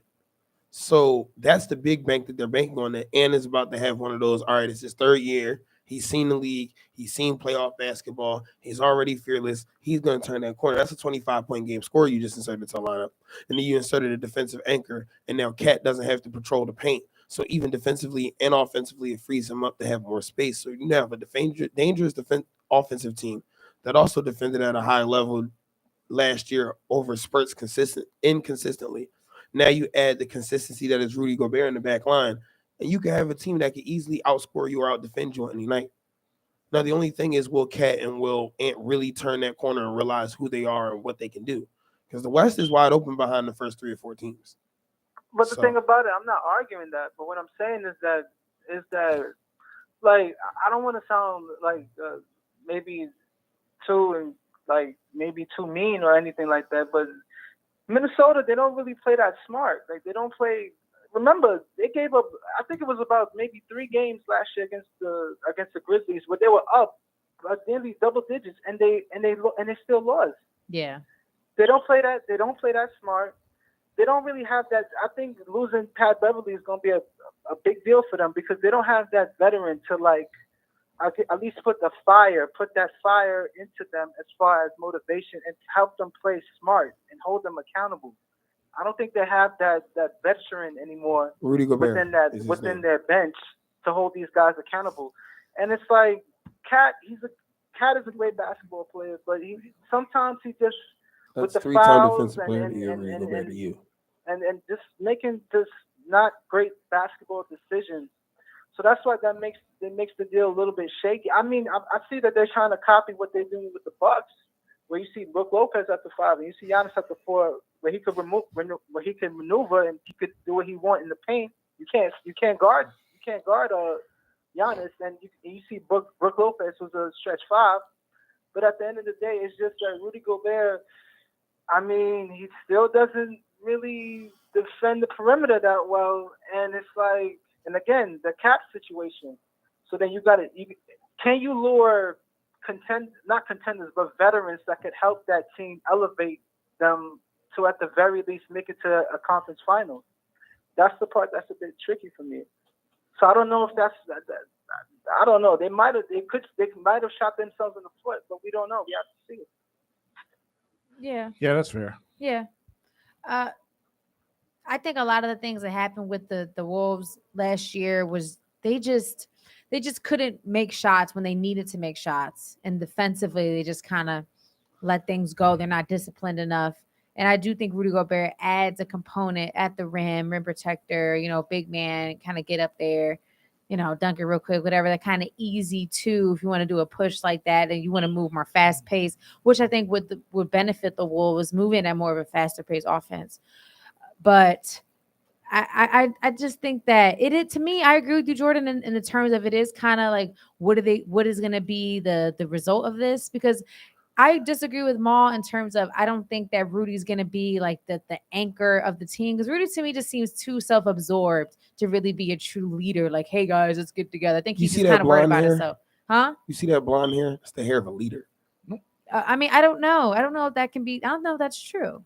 But hey, let's see like Jordan said, we got to see how it plays out because they haven't played together yet. But I think the Wolves, if Cat and Ant don't produce like they're supposed to, I do think they need someone else. They do need someone else to go along with those two because Rudy is not the offensive nothing.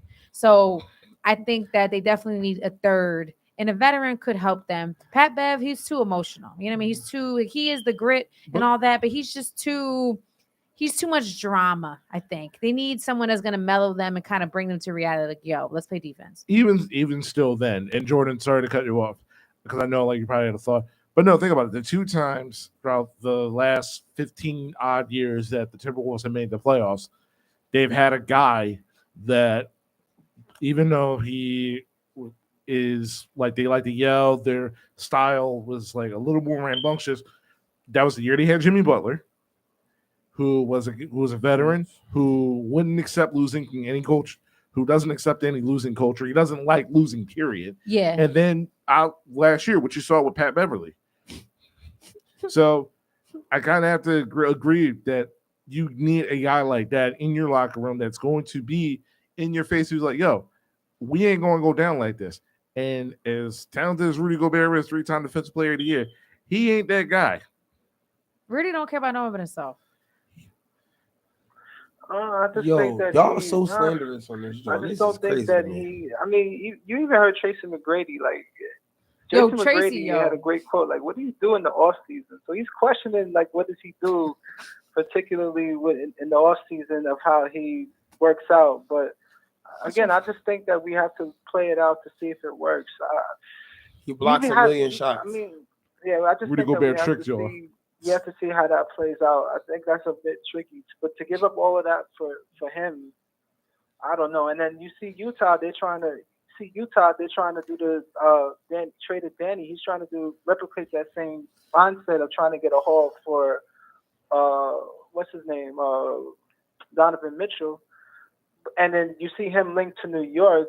But I just don't understand of how can you start two undersized backcourts in whatchamacallit in Donovan and what's the other guy's name? I forgot, from Dallas. Jalen Brunson. Brunson. Listen, it's the Knicks. They don't make any sense. This is the same Knicks in which Jalen Brunson, R.J. Barrett, and Julius Randle teamed up on a 3-on-3 league, and they lost by 13. No, it was Obi Toppin. Obi Toppin. They lost by 13. Wait, what? Obi Toppin, Julius, Brunson, and Julius Randle all played in a 3-on-3 against like an amateur team, and they lost by 13. That's funny as jack. So yeah, baby, NYC, Jordan. Atlanta's big three though was out there looking crazy in the. Oh, were crossover. they? Oh, DeJounte Murray with the Paolo Banchero drama, please. Let's yo, just listen. take we a gonna seat, get it? DeJounte. Please Don't- relax. don't- Relax. don't- Relax. don't- Paolo, relax. Calm, Sit down. calm, Sit down, Paolo. calm. Sit down, Hold on, Paolo. real quick, Sorry. Whose side you on? Nobody's. real quick. Jordan, man, we appreciate the call. Real quick before I leave, Oh yeah, I shoot. do think that y'all did pretty good in your off season. I see James put it in work. He's playing pickup. I think you guys did really really well as far as getting DeAnthony and getting PJ, and then you got Daniel House. Mm-hmm. I think you guys checked off all your boxes as far as perimeter defense, Yep. rebounding. I think you guys did pretty well. You guys should be definitely. At the very least, try to get past the second round. Yep. because think you I guys would did pray pretty so, well. Jordan. Listen, you seen the prodigal son, Tyrese Maxey getting yoked up. But you know what's so crazy? You know who's quiet within this whole situation? Who's been quiet all JoJo. summer? Who hasn't been on social media? Joel Embiid. So he's Joel probably in Embiid the is gym. in probably He in, locked he in the up. Duffel lab. somewhere. He in the lab. In a hot jump gym shot. in Cameroon with Luke Mabamute, shirtless for 9 hours straight, shooting 1-footed jumpers. He could be a good 3-and-D guy for y'all if he can make jump shots. Yeah. Hopefully Matisse, be able to turn that corner also. That would require him to actually practice shooting. Who knows? He Maybe he how is. you know where he at? He probably in the lab also. He probably came to my job with Jordan Mailata. how you know? How you know he ain't out there cooking? What? Oodles and noodles? You certainly can't be talking about offensive basketball. I'm just saying. Yeah, he should have hit me, man. It's crazy. I would have wanted to see Matisse. And hopefully Tobias Harris. You gonna help him with his jumper? Oh no, I But seen think your he was- jumper. I Never think he mind. was because of the Ben Simmons situation. I think he was put into multiple positions that he hasn't really played before, and Absolutely. having to guard the best player on the other team. Yep. But if he could be consistent and know what him and Harden and Joel Embiid are going to do, and he stays consistent, y'all should be pretty Thank you. good. Appreciate it. Yeah. Or they might flip him for Jumper. another contract. But I will say this: That's why you I wouldn't be Keep surprised if I hear Listen, I was thinking me and KD you has some interest to terrible go to jump Philly. shots. Because Morey has a past history of like doing players. I wouldn't say doing players wrong, but kind of say something and do something the next. I.e., what he did to Chris Paul, and he traded Chris Paul for Russell Westbrook, and what he did to Carmelo Anthony, where damn near he wasn't playing for a year and a half, and cut him after 10 games, and basically he was out the league until 2019. So I would keep an eye out on that. So I wouldn't blink, even though I don't know because it does require that you have to give up Maxey. But I don't know if Daryl Morey could pull a rabbit out of the hat and you guys could get KD, wow. I'm Gucci, my guy. we're not getting Kevin. This is going to be the team that No, we're no, going to no. roll out on that. Even if we You could, never know. Son. It could be a 3 or 4 team deal. I'm not saying definitively. I'm just saying I wouldn't rule it out. I just want the Sixers to We'll get see. another player, not necessarily KD. Yeah. All right, Jordan. We appreciate the call.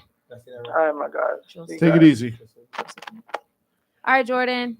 Once again, you're listening to 98.5 WJMYN, the Running Back Sports Show, sports for the culture. If you want to call to join the discussion, the number is 215-763-9596. Listen, we got everything. Listen. No, we don't. We do not have everything we need. Yes, Sixers do not. I'm sorry, they don't. They're going to be missing a piece. Come down to the playoffs, they will be missing a piece, and y'all be like, "Damn, Carm, you were right." I'm like, yeah. Carm was cool the first hour. And then the second hour, She had us in the first half, not she going to had lie. us in the first half. I'm not gonna just lie. saying that you guys will remember this Carm, conversation let me when ask we you get this to the question. The top of the hour, playoffs. you just chose violence, huh? Carm, just let me ask you this saying. question. If Joel Embiid was healthy, do they win that series against Miami? Possibly. Okay. It at least goes 7. Yeah, but the Heat might have come out with it because they have a better bench. They have a deeper bench. They don't have the wear and tear like the Sixers did. Dude. Well, I think our bench is better this year if Isaiah Huh? Joe actually plays. Daniel House. Who's our PJ backup Tucker. big man? Please, who's our backup big man? Not. Paul Reed, The B-ball Paul. the I'm Paul sorry, Reed that is victory tour. not going to cut it. That's not cutting it. What you So, mean? He in the lab with Tobias First of I all, Harris. don't care, Paul Millsap. Tobias. Paul Millsap You're retired. putting our faith in the franchise on Tobias's leadership. First of all, I like stop. that he's a good Stop leader. It. He's a good Stop leader. with the Tobias slander. Look, Tobias. Can't I don't believe- have. Stop. Listen, let me Stop finish. with the Tobias Let me slander finish. off the court. I don't have a problem with Tobias. That guy's literally a pillar of the I community. think Tobias is a great guy in the community, and I see that he cares, and that's fine. But Paul Reed is not a reputable backup for Joel. I don't care. That's it. I would have liked to go Period. with Gig. Goodbye.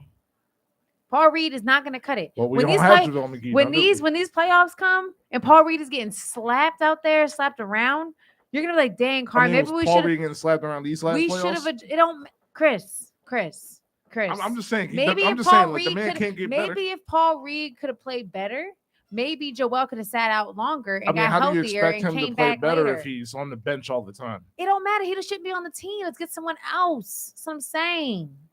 I don't care. Like, I Who- agree. like if he's, who? Who if he's exactly? gonna be on the team, he should get more play. If he's gonna be on the team, and that's the backup, Doc needs to play him consistently and get him that And experience. I think that's exactly what Daryl Morley's plan is. He's like, I'm not going to sign the but I backup center think they're because I'm going to force your hand to play Paul Reed and let you make sure he develops. okay. Y'all can die on this Paul rebound. Go ahead. I mean, Oh, wait, hold on. Go ahead. It's all good. And then and again, I think we need So we got Melton, we got House, who I think is up in the air to me. PJ, let's see how he plays because he could be the PJ. Is he gonna be the PJ of the Bucks and the Heat, or is he gonna be the PJ of my washed? We don't know yet. We have to see. I'm just saying. Melton is cool. Maxey obviously is amazing. Tobias has proven himself to be solid. Harden, let's see how he plays. It's a lot of big of what ifs. The only what if person Joe I takes have another leap? the only person I have confidence in 1,000% is Maxey and Joel. That's the Okay. only people I have confidence in So- 1,000%. so, Everybody okay. else, Let's just say Chris. everybody. Sorry, what? we're on Excuse live me. radio, Excuse bro. me. Like lean over to the side. Anyways, like we're on the radio. We're on FM radio, and people are listening in their cars, and Chris is Excuse like me. letting dang. it loose. Like, come on. Oh, do you realize how many Sorry, times guys. I, Sorry, I supposed to everyone. multiple times I had to hit the dump button? over That's the fine, years? but I'm not burping on the mic. Okay, that's my bad. That's my apologies. All right, bet. Hey, So I'm just saying. I'm just. No, that was a that big y'all one. are being That was a childish. fake one. Y'all are being childish. Are we? Because that wasn't even a Yes, real burp. That yes. was a fake noise. It That is was- childish. Your reaction isn't being childish. It's a No. naturally body thing. No, Oh, that's a compliment. Better opted in. we are on the radio, gentlemen. We're not in our car on the sidewalk. People are listening to us and caring about our sports talk, not to hear y'all burp. Y'all don't say y'all. I literally Y'all. made a false noise just to see how you was gonna Chris. react. Y'all. Chris. Y'all. Anywho, back to the subject. What do you mean by y'all? I Yeah, what do you mean by think y'all? we still need a big, now who's not Paul Reed, and someone else to contribute to the bench. Maybe a stretch 4, 3-and-D type, somebody else. So, all right, I'll pose this question to you. You've seen this roster, you see what it is, right? Let's just assume everybody is at least average version of them. Let's just say 2 or 3 people take a take a step forward outside the people I'm going to discuss. So let's say D'Anthony Melton's a plus, Daniel House is a plus-ish, PJ Tucker is just PJ Tucker, right? James Harden is just healthy. We don't even have to speculate if he's going to be 30 a game. Let's just say he's healthy, which healthy Brooklyn James Harden was that before the hamstring was 25, 10, and 5. MVP candidate. Okay, so then Tyrese takes that step, right? And then Joe has another level to go to. You still wouldn't believe we had a shot? I'm talking 31, 32 a game I would for say, Joe. 32 and 12 for I would Joe. say Something there's a crazy. shot, but I definitely believe that our bench is still an issue. Shake Milton. What about buyout Moss, market? What if we get a I big think we man should and a buyout man trade? trade them out and get rid of Paul Reed, and I think we have an I don't think you absolute get rid of Paul Reed. 100%, 100% shot. Get someone better. Yo, And the Paul Reed. I'm- Y'all can listen to me. Y'all gonna be talking about this when I'm we're sorry. in the To me, playoffs, the and backup. you're gonna say, Carmen, you're right. I'm sorry. Here's It's okay. Keep talking. Carm, aren't you the same person who's like the Sixers need people that are gonna go out and hustle and they need energy? Literally, Paul Reed. Did you checks watch? off Did you watch Paul Reed in the summer league? Did you watch the at all? summer league? It doesn't matter. That just shows you what you're gonna The do. summer Did you league. watch it? Did you Yeah, watch it? I also watched Markelle Fultz cook. I also watched Ben Simmons cook in the summer league. So Also, is it fadeaway It's not jumpers about in the summer cooking. league. It's about looking like you're a chicken with your head cut off. Paul Reed was literally one of the only Sixers that actually looked good on that summer league team. That's summer league teams, but Yeah, it nobody was. in that roster. I Shout mean, out to Charlie Brown Jr. anyways, you guys, I think Philadelphia Isaiah fans, Joe season. you guys being part of that, you minimize things that need to be truly addressed. If you want to be a great team, you have to have it on every cylinder. You can't bank that Joel is going to carry us to the promised land. You can't bank that James Harden is going to play decent. You have to have all the right pieces to come together. You're Every piece. asking Paul Reed. He's like, listen, I just need you to play Oh, 5 minutes while guys Joel are- Embiid gets some water. It's never. Here's the thing: we don't know if it's going to be that Joel Embiid could. Who knows what could happen? I mean, that's You- fair. you- you're saying He you is don't- right on that. You're banking that Then we got relatively PJ healthy. Tucker at center. What's up with it? again. You guys are banking on Joel having to put the entire team on his back because we don't have enough. Have enough and have him carry the team on his back. We don't got to use those people. I don't think that's what going I'm to be. I saying. don't think that's You going to be the don't situation. think, but that's not what could I be think the if truth. anything, You they're can probably think going to Kawhi anything. Leonard this Joel Embiid. Man, listen to me. The Sixers need to make sure that every single man on that roster is reputable, can do it well, and there's no weaknesses. Obviously, no one's perfect, but there's no blatant Every team weaknesses. has a weakness. Listen to me. Teams that are put together championship style have the components that come together and can lean on each other when others don't have it. The Sixers are leaning on Joel fully and solely because they don't have enough in the other components.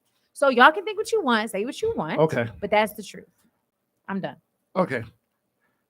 Let me pose you this. And that was Carm's evil corner. Whatever. Carl, let me ask you this. If the Warriors weren't in the West, do the Rockets make it to the NBA Finals? I mean, because that team was just solely dependent on James Harden and a No, they bunch of don't. shooters. They don't. And here's the thing, they didn't. You know why? Because James Harden didn't have enough, and he didn't have enough on that team. So that's the reality, Chris. These ifs, you was on- these ifs, Yo, I'm these out. ifs I'm mean out. nothing. These Carmen if on the one today. Sixers had more, if Joel doesn't get hurt, If was a fifth, we'd all be drunk. so all these ifs doesn't get you Is that a what you're ring. saying? All these ifs, if Joel. How about we just are prepared? How about the Sixers are I prepared? just need to know what backup center are you going to Like get? if Jason Tatum would have showed up in the finals, the Celtics would be champions. Yeah. Maybe. If Jaylen Brown knew how to dribble. Maybe, but you know what? That's on them, and that's something they had to address. Because all the potential in the world, all the would be in the world, does not play out into a winning championship If Devin ring. if Devin Booker was the next Kobe, we literally would have had a Suns So championship. there you go. You are proving my point that having potential, having the would be hypothetical situations, if Joel always gets hurt prepared. at the wrong time. Be I'll be prepared. real. If Joel was Right. healthy, like you said, all ifs. But I'm the only if Ifs. that I'm. all I'm saying is This just if have, isn't a future if. This is a. no, I If know. Joel is not hurt, I get it. I don't know what But that let me series just- looks like. But I will say I don't think we lose as decisively in 6 games.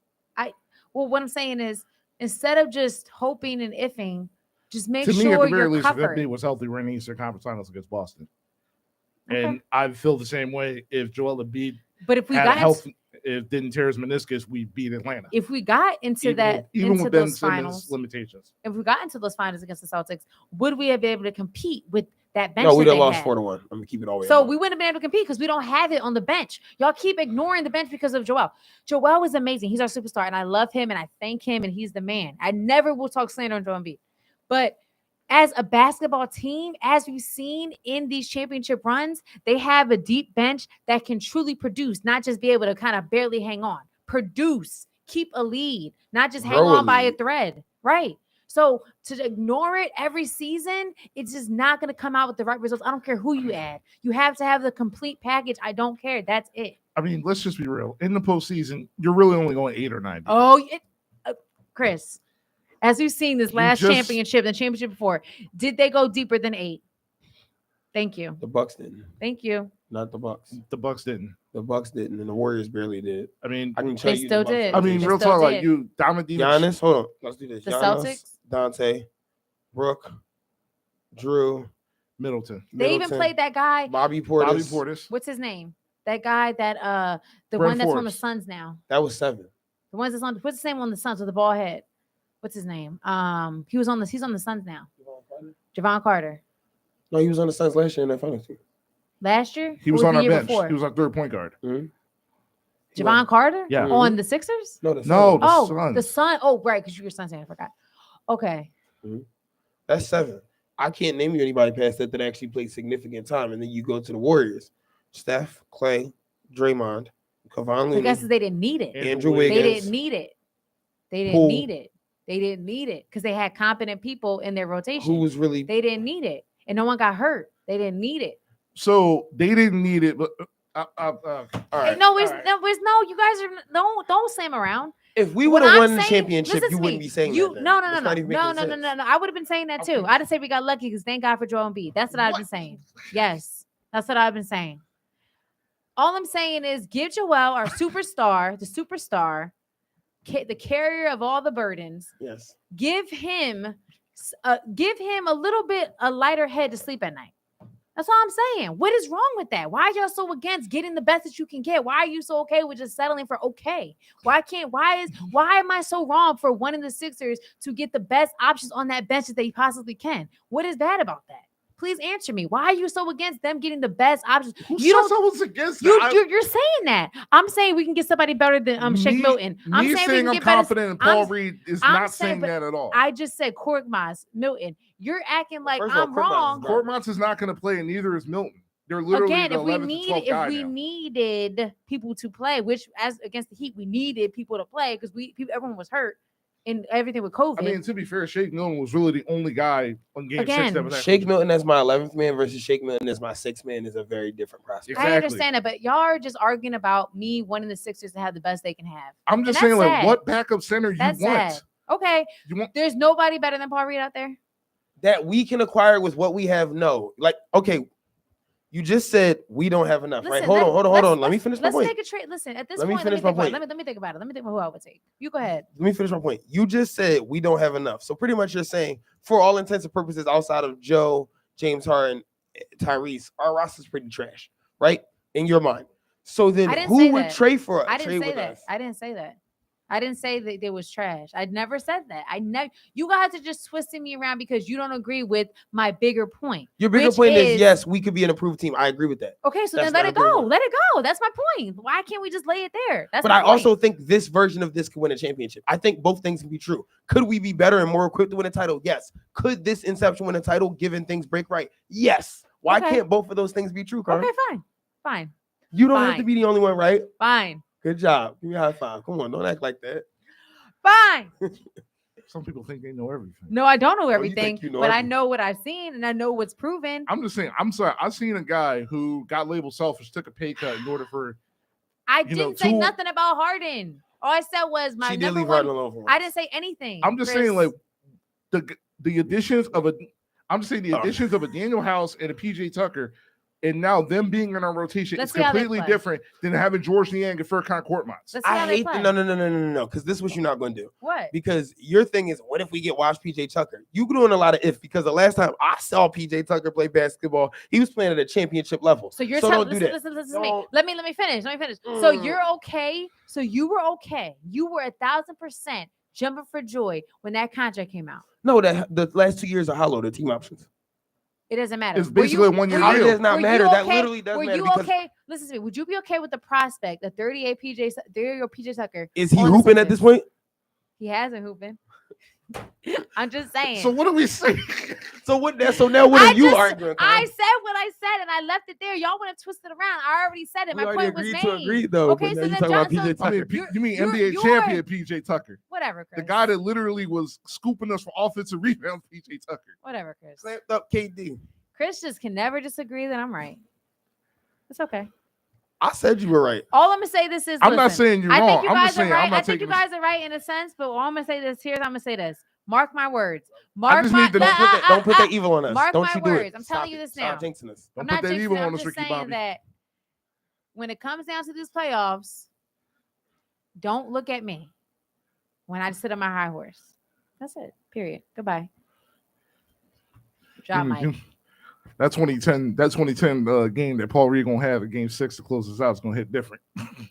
I hope Paul Reed proves me wrong. I hope he does. I pray that he does. I pray that Joel can lean on Paul Reed for every woe, every whim when he's on that bench resting. I hope he proves me wrong because I want the Sixers to win. So you go ahead, Paul Reed. You prove me wrong, please. Anyway, you're listening to 98.5 WJYN, the Running Back Sports Show, Sports for the Culture. If you want to call to join the discussion, that number is 215-763-9596. Call ahead if you want. Call in, baby. Get into this discussion. Christopher Get Thomas, into it, y'all. Jamal Thomas, We on the Paul Reed victory tour here. Paul Reed for president, man. You already know. B-ball Paul. Yep. That's it. I'm not here for the B-ball Paul victory tour. Let me just ask. That's just some hateful thing to say. I want him to play well. I do. No, I'm not talking about you. I'm just talking about what Okay. Doc said during that press Oh. conference. I'm just like, bro, that's Well, I mean, let's be real. Doc in press conferences aren't really. You forgot about the Ben. yeah, I forgot. Yeah, Doc Rivers, Glenn Rivers. I don't know. Our point guard's gonna be. It could be Ben. It could not. What? All you had to do was say, "I believe so," even if it was a lie. Be like You lie to your he had wife all the s- time, All he had to probably. say was Ben's our point guard next year.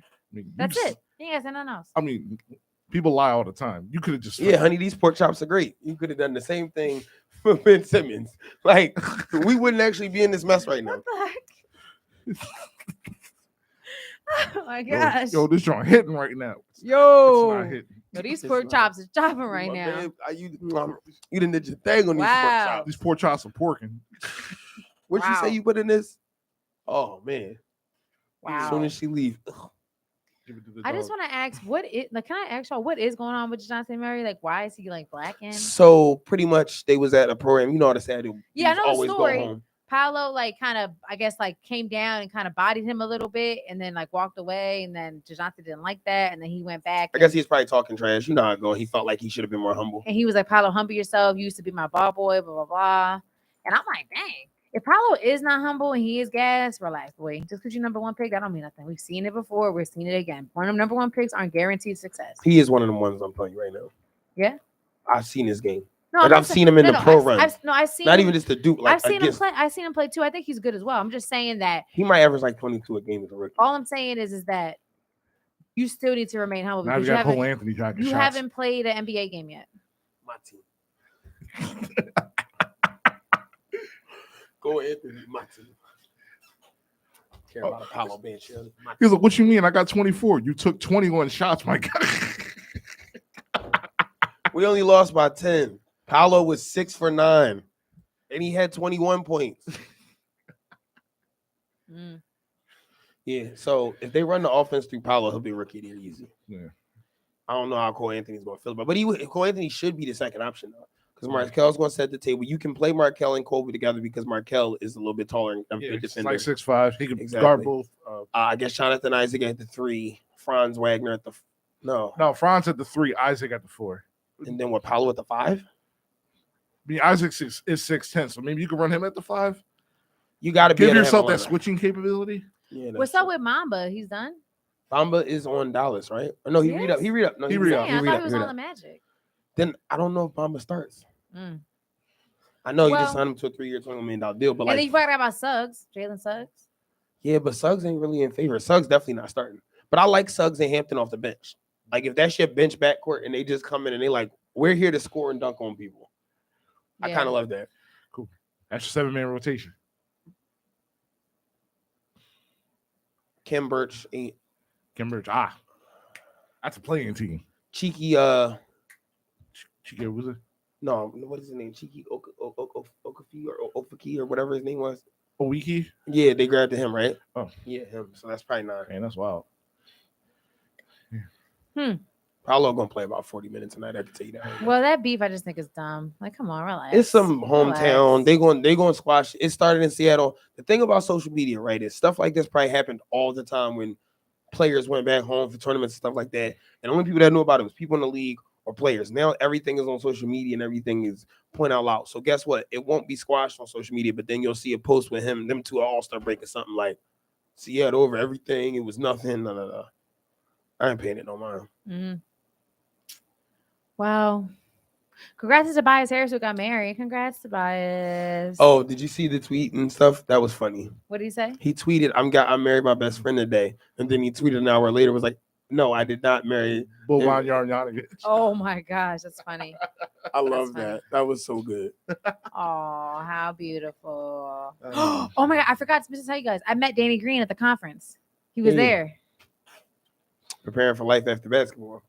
Pretty much. mean, That's what he He said. does got podcasts. He does a podcast, and I met him and his partners. They were really cool. Danny was really nice. I told him, like, yo, I talked about you a lot when you were on the Sixers. But I told him this straight up. I was like, listen, I was a big fan of yours and you're on the Spurs. Truly. He's like, oh, he was like, when I was young. I was like, well, I just liked you on the Spurs just to say that. And I just told him we're from Philly. He said, he liked Philly, you know what I mean? But now he's on the Grizzlies and he's looking forward to that. And yeah, so he's definitely he's gonna be good for the Grizzlies if his body holds up. He's preparing for his life. He told me, he said he's preparing for his life outside of basketball. So that's why he's, was networking at the conference. I seen him right away. I was like, oh, I gotta talk to him. I went over and talked to him. And he's right probably away. taller than everybody. Yeah. Yeah, he's pretty tall. So yeah, it was nice meeting Danny Green after I talked about him so much. I met Lil Mama after directly talking about her, I mean, and she heard it, Oh, and that nice. was how we met. She was like, "Were y'all just talking trash about me?" Where were you Yes, at? we were. Some event with Charlie Mack and Will Smith. Oh, okay. Yeah. Yeah, so that was I forgot to mention that, guys. I saw Danny Green. A friend of mine was BG. receiving an award. Okay, cool. So yeah, everyone. I was gonna say to you. So why hasn't Devontae Smith been at practice his last couple I think practices? a concussion. He has a concussion. Yeah. Oh. Did y'all go to open practice? No, I didn't. Good. Did you have to have like pre-tickets for that, or could you show up? Yeah, you have to pay at least $10. Do you want to tailgate on the opener if we can't actually go to the game? I thought we were trying to get tickets or something. I want to go, but if we can't go, we can tailgate. I'm down because I got to do some content, so I'll be there with my crew. Your crew. Mhm. Your crew. Who are they, guys? No, like meaning camera people. Who are they? Where are they? Meaning camera people, guys. It's all professional. Her crew. Her crew. Oh. Yeah. I guess we ain't her You crew. gangsters, huh? No, you guys are my crew. But I'm saying people who are gonna be holding the camera for me. Oh, your literal. Oh, you gonna be over there with the. Right. It's your girl, Carm. Exactly. Hoops with Carm. Exactly. Sports for Carm. Sports with Carm. No, Sports with Carm. No, it is hoops. Hoops is always Hoops is the baby. Hoops is the foundation. But we are expanding to Sports with Carm as I cover different sports. So get ready, Oh my guys. Get ready for the rollout. So when we gonna play 1-on-1? Whenever. What's up? You keep talking smack on my jumper.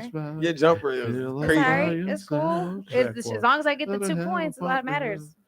All right, Sean Marion, relax. Mario back. You had the weirdest shot ever. And it was Hey, bread too. hey, That's that joint crazy. went in. That joint was wet That's though. what I'm saying. As long as it goes in. That means, listen, Right. if you on that day you cook me, like I'm listen, we can record it and we gonna talk about it in the studio. But if I cook you, That's you never fine. living it down. I'll take that cook. I don't care. You're not gonna trash me. Oh, you Listen, gonna score? I guarantee I'm you gonna won't score. score. I'm gonna score. You won't score. I will score. You will not. And you're not. So gonna we trash me. documenting this right now. I'm gonna score at Carm least is 2 not gonna baskets. score at all. 2 baskets. Carm will not score the entire time. Games go to 11 by Okay. twos. Okay. How can it go by 11 by 2s? 12 by twos. Or excuse me. yeah. Okay. Whatever you say. We'll see. Um, We'll see. We'll Check see. up. Meet me outside. Why you How about blocking that? my? Why you blocking my shot? How about it? It's Oh. cool. I'm gonna block yours too. How about it? Are you? Yep. All right. I see You gonna get in audacity. the paint too? I see audacity. Oh, what you sure with the intimidating? Would you play for Miami or something? You're not tough. I'm gonna preach Tucker you. You play for Oklahoma City. I'm gonna check you. You gonna think I'm just little tiny skinny John? I'm a body you. First of all, Body, yaddy, yaddy, yaddy. All right. Anyways, so when I make that 2 baskets, I don't want to hear nothing because I don't Okay. gotta win, but I just gotta make 2 baskets. yeah, Chris is gonna be there documented. That you making 2 baskets will be a win. Chris has seen people doubt me before in a game, and I trash him. So, right, Chris? Right or Yeah. wrong? Right or wrong? Poor Mark. Mr. Mark Thompson tried to challenge me to a game of cornhole, and he was talking smack, and he was denying me, saying I wasn't gonna win, I was bad, I was this, and what happened? I trashed him. I won. So Yeah, but that's different. This is ball. This is that's hoop. fine. I'm This just is saying. that round ball. That people who- 94 feet of People game. who doubt me, they just don't win. So I'm telling you all on air, our devout, lovely listeners here, running back. I'm going to embarrass Carm. and if you do, I'll take that, but I don't know. Send the Nobody- video to your mom. That's fine. She'd be like, go Carmen. I know you lost, baby, but I love you so much. See, Exactly. Oh, encourage no, her. not Mama Holland. Whatever, man. It's all good. Listen. Anyway, Oh, we got to publish it to all the All the running backs. socials? Well, yes, of course. You blocking me. Oh, yeah, 100%. Plucking you, cherry picking. listen, I just hope it's not the a longest yard basketball game. No, it's not going to be that physical unless it's going to be her over here That's traveling. trying to back me down every time. Yes. Use what I got. I know. That's why you was alluded to earlier. You like, listen, you think I'm one of these skinny shorts you're going to buy. I already know your game plan. You got to actually have post moves. Okay, that's fine. Let's go. I don't care. Bring it to the court. How talking? Say less. Say less. All right, say Oh, less. God. Anyway, we got about less than 15 minutes left. The NFL season is right around the corner. Obviously, the hot topic has always been about quarterbacks. So I'm on tiermaker.com, which is a good website to do your own tier list by any metric of how you want to do it. So I feel like for the last couple of minutes, we, rank some QBs for the upcoming season. All right, let's see. The first one I got, and the ranking tiers I got are elite, great, good, average, below average, bum, rookie / unproven. Meaning that there's really not enough tape for you to deduct if this person is good or they are ranking. Okay, let's see. The first quarterback I got is Jared Goff. As what? Where would you rank him as? Wait, what was the Average. categories? Elite, great, good, average, below average, bum, Average. average. Average. Okay. Ooh, this is Carson Wentz. Good. Average. Still believe. I'm sorry. I'm the tiebreaker. I'm sorry. I read a report that Montez Sweat was coming after him, and they told him to throw it away, and he just ran out of bounds instead. My confidence is dwindling. So at that point, until proven otherwise, I'm putting him as average. Be your own people. Dak Prescott. Good. I'm sorry. Great. I'll say great. Really? I think believe he's in good. Dak. He's good. He's good. Okay. Healthy Dak is a top 10 quarterback. I'll put him at 11. That's funny. That's actually funny. Go I'll ahead. allow it. Patrick Mahomes. Come on. What is the top one? Elite. Elite. What's the next one after that? It's elite, great, good, average, below average, bum. I guess elite, whatever. Fine. You Yes. guess. He's elite. Patty Mahomes for the I just can't get too on the train. Patty But I'll say Mahomes about elite. to fall short a couple M's. All right, Aaron Rodgers. Elite. Come on It's now. not even a question. This is a pro Aaron All Rodgers. right, here's a good one. Joe Burrow. Elite. Great. I'm gonna put great. I think he's really almost there, but he's not proven enough yet. I'm sorry. I got Wow. back to back elite seasons. Okay, fine. You're in the elite category. Yeah. I really like Joe Burrow though. Like I'm a big fan of him, especially after this season. Joe Shiesty. That's Joe Shiesty to you. Yeah. I Oh, mean- okay. I mean, you doing all this, but you still pick Cleveland to win the division. Hilarious though. Well, that was because I thought Deshaun Watson was going to play. And Uh-huh. though I begrudgingly Uh-huh. had to do what I had to do as an Mhm. analyst, I'm going Mhm. to tell you the truth that they're a Mhm. better football Mhm. team with him on the field. Mm-hmm. Deshaun Here's another good Watson one. over Burrow. Wow. Here's another good one. Don't do that. Here's another one. Here's another good one. Justin Herbert. Elite. Good. I'll put great. Good. Elite. Herbert. So, You know what? Actually, after that game against the Chiefs, I'll put him great. All right. 2 great, 1 elite. So Sam Darnold. Below average. Below average, yeah. He's just whatever. Here's another interesting one. Kyler Murray. Good. Average. Disrespectful. Daniel Jones. Below average. Daniel Jones. Below average. Okay. I was gonna put average, but here's another interesting one. Jalen Hurts. Oh, good. I can't give him any more than that. I'm gonna just say at this time, I think it's hard because Because this is a projection, or is this of what you think of them right now? I think he's average right now. Right now. Only because I say that because I think he's obviously a great running quarterback, But he still needs. but his vision and accuracy needs some work, obviously. But I think he's in terms of what he can do in terms of making things happen, I think he is really elite in terms of making things happen. But I don't think he's been schemed properly in terms of trusting him and what he can do. Okay. So sorry, average. Sorry. Okay. I'll put good. All right. Matt Ryan.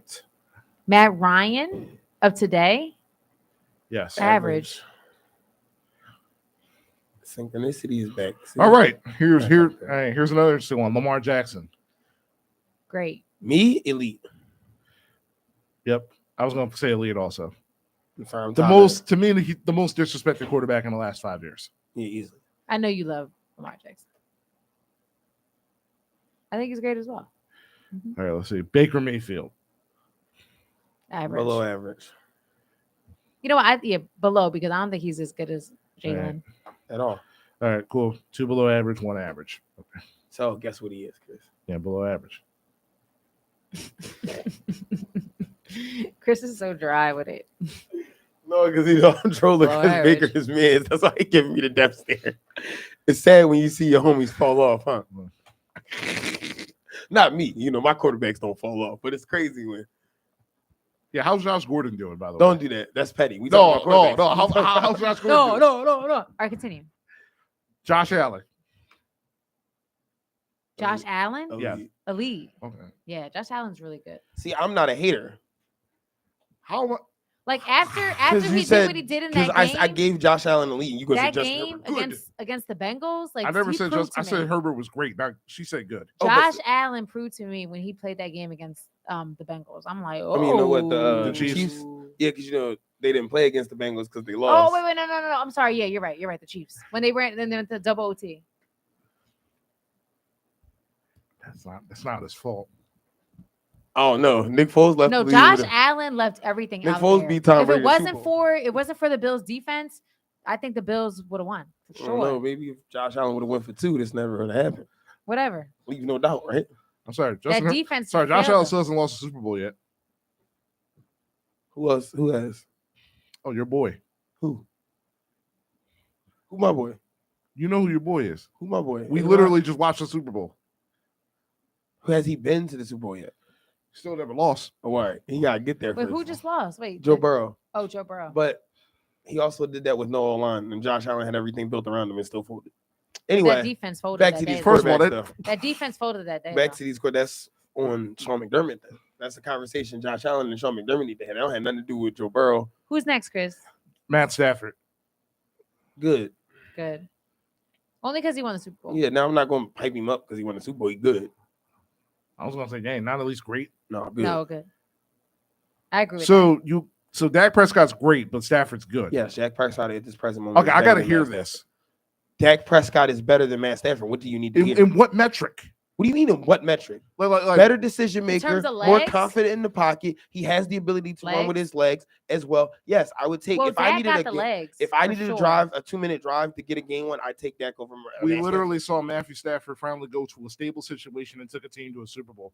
Dak Prescott has been in a You stable mean a situation. team? No, not just a stable situation. I think you're underselling this. A guy who took a team to the Super Bowl with Todd Gurley on an arthritis knee and Jared Goff as his starting quarterback. Stop it. Okay, and who does Dak Prescott have? Oh, that's right. Mike And McCarthy. also a Super Bowl winning coach. You funny. Uh-huh. Mike McCarthy. I mean, if you're are you comparing it, Mike McCarthy to physicality- Sean McVay? I mean, they physicality, both got rings. Listen, who's more mobile? Who's more limber? Obviously, Dak.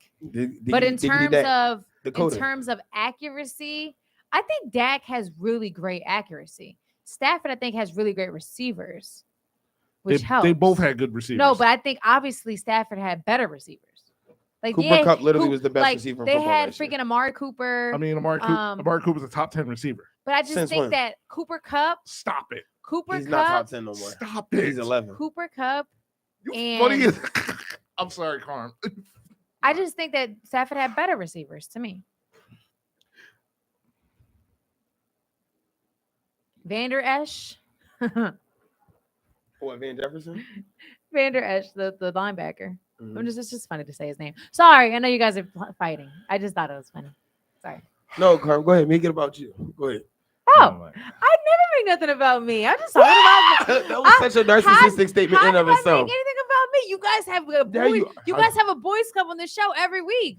Oh man, yeah, oh yeah, like Jay goes into on. diatribes about whatever Diatribes. like stuff he has in the library from 2000.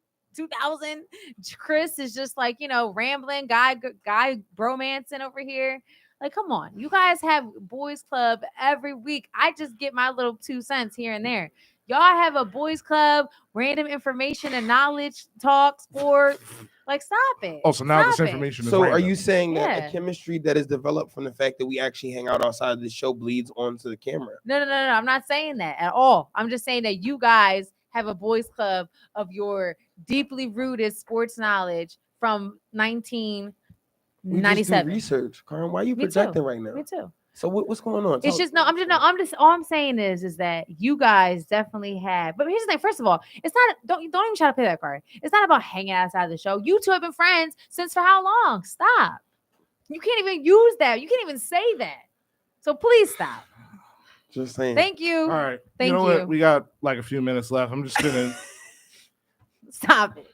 Y'all was on the show. we're from just gonna its do infancy. we're just gonna do 3 more. Stop it. Carmen, you're a part of that. You like Raven Simone on the Cosby Show. You wasn't here in the beginning, but you in the opening credits now. You're Amanda Bynes and all that. I mean, you All right, 3 real quick. Tom Brady.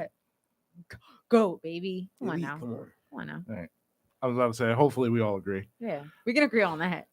All right. And I'll just do one last one. Russell Wilson. Great. Average. Traveling around the world. That's crazy. Broncos Nation. Let's I ride. will wait That's for right. you. And on that note, Broncos let's Nation. ride. That's right. Right on out of here. That's right. You got Chris Thomas. Jamal Thomas. It's your girl Carm. And you're listening to the Running Back Sports Show, Sports for the Culture, every Tuesday from 6 to 8 p.m. Eastern. Yeah, boy. Tune us out on WJYN 98.5 and on uptownradiophilly.org. Streaming on YouTube, baby. Yep. and Let's on- ride.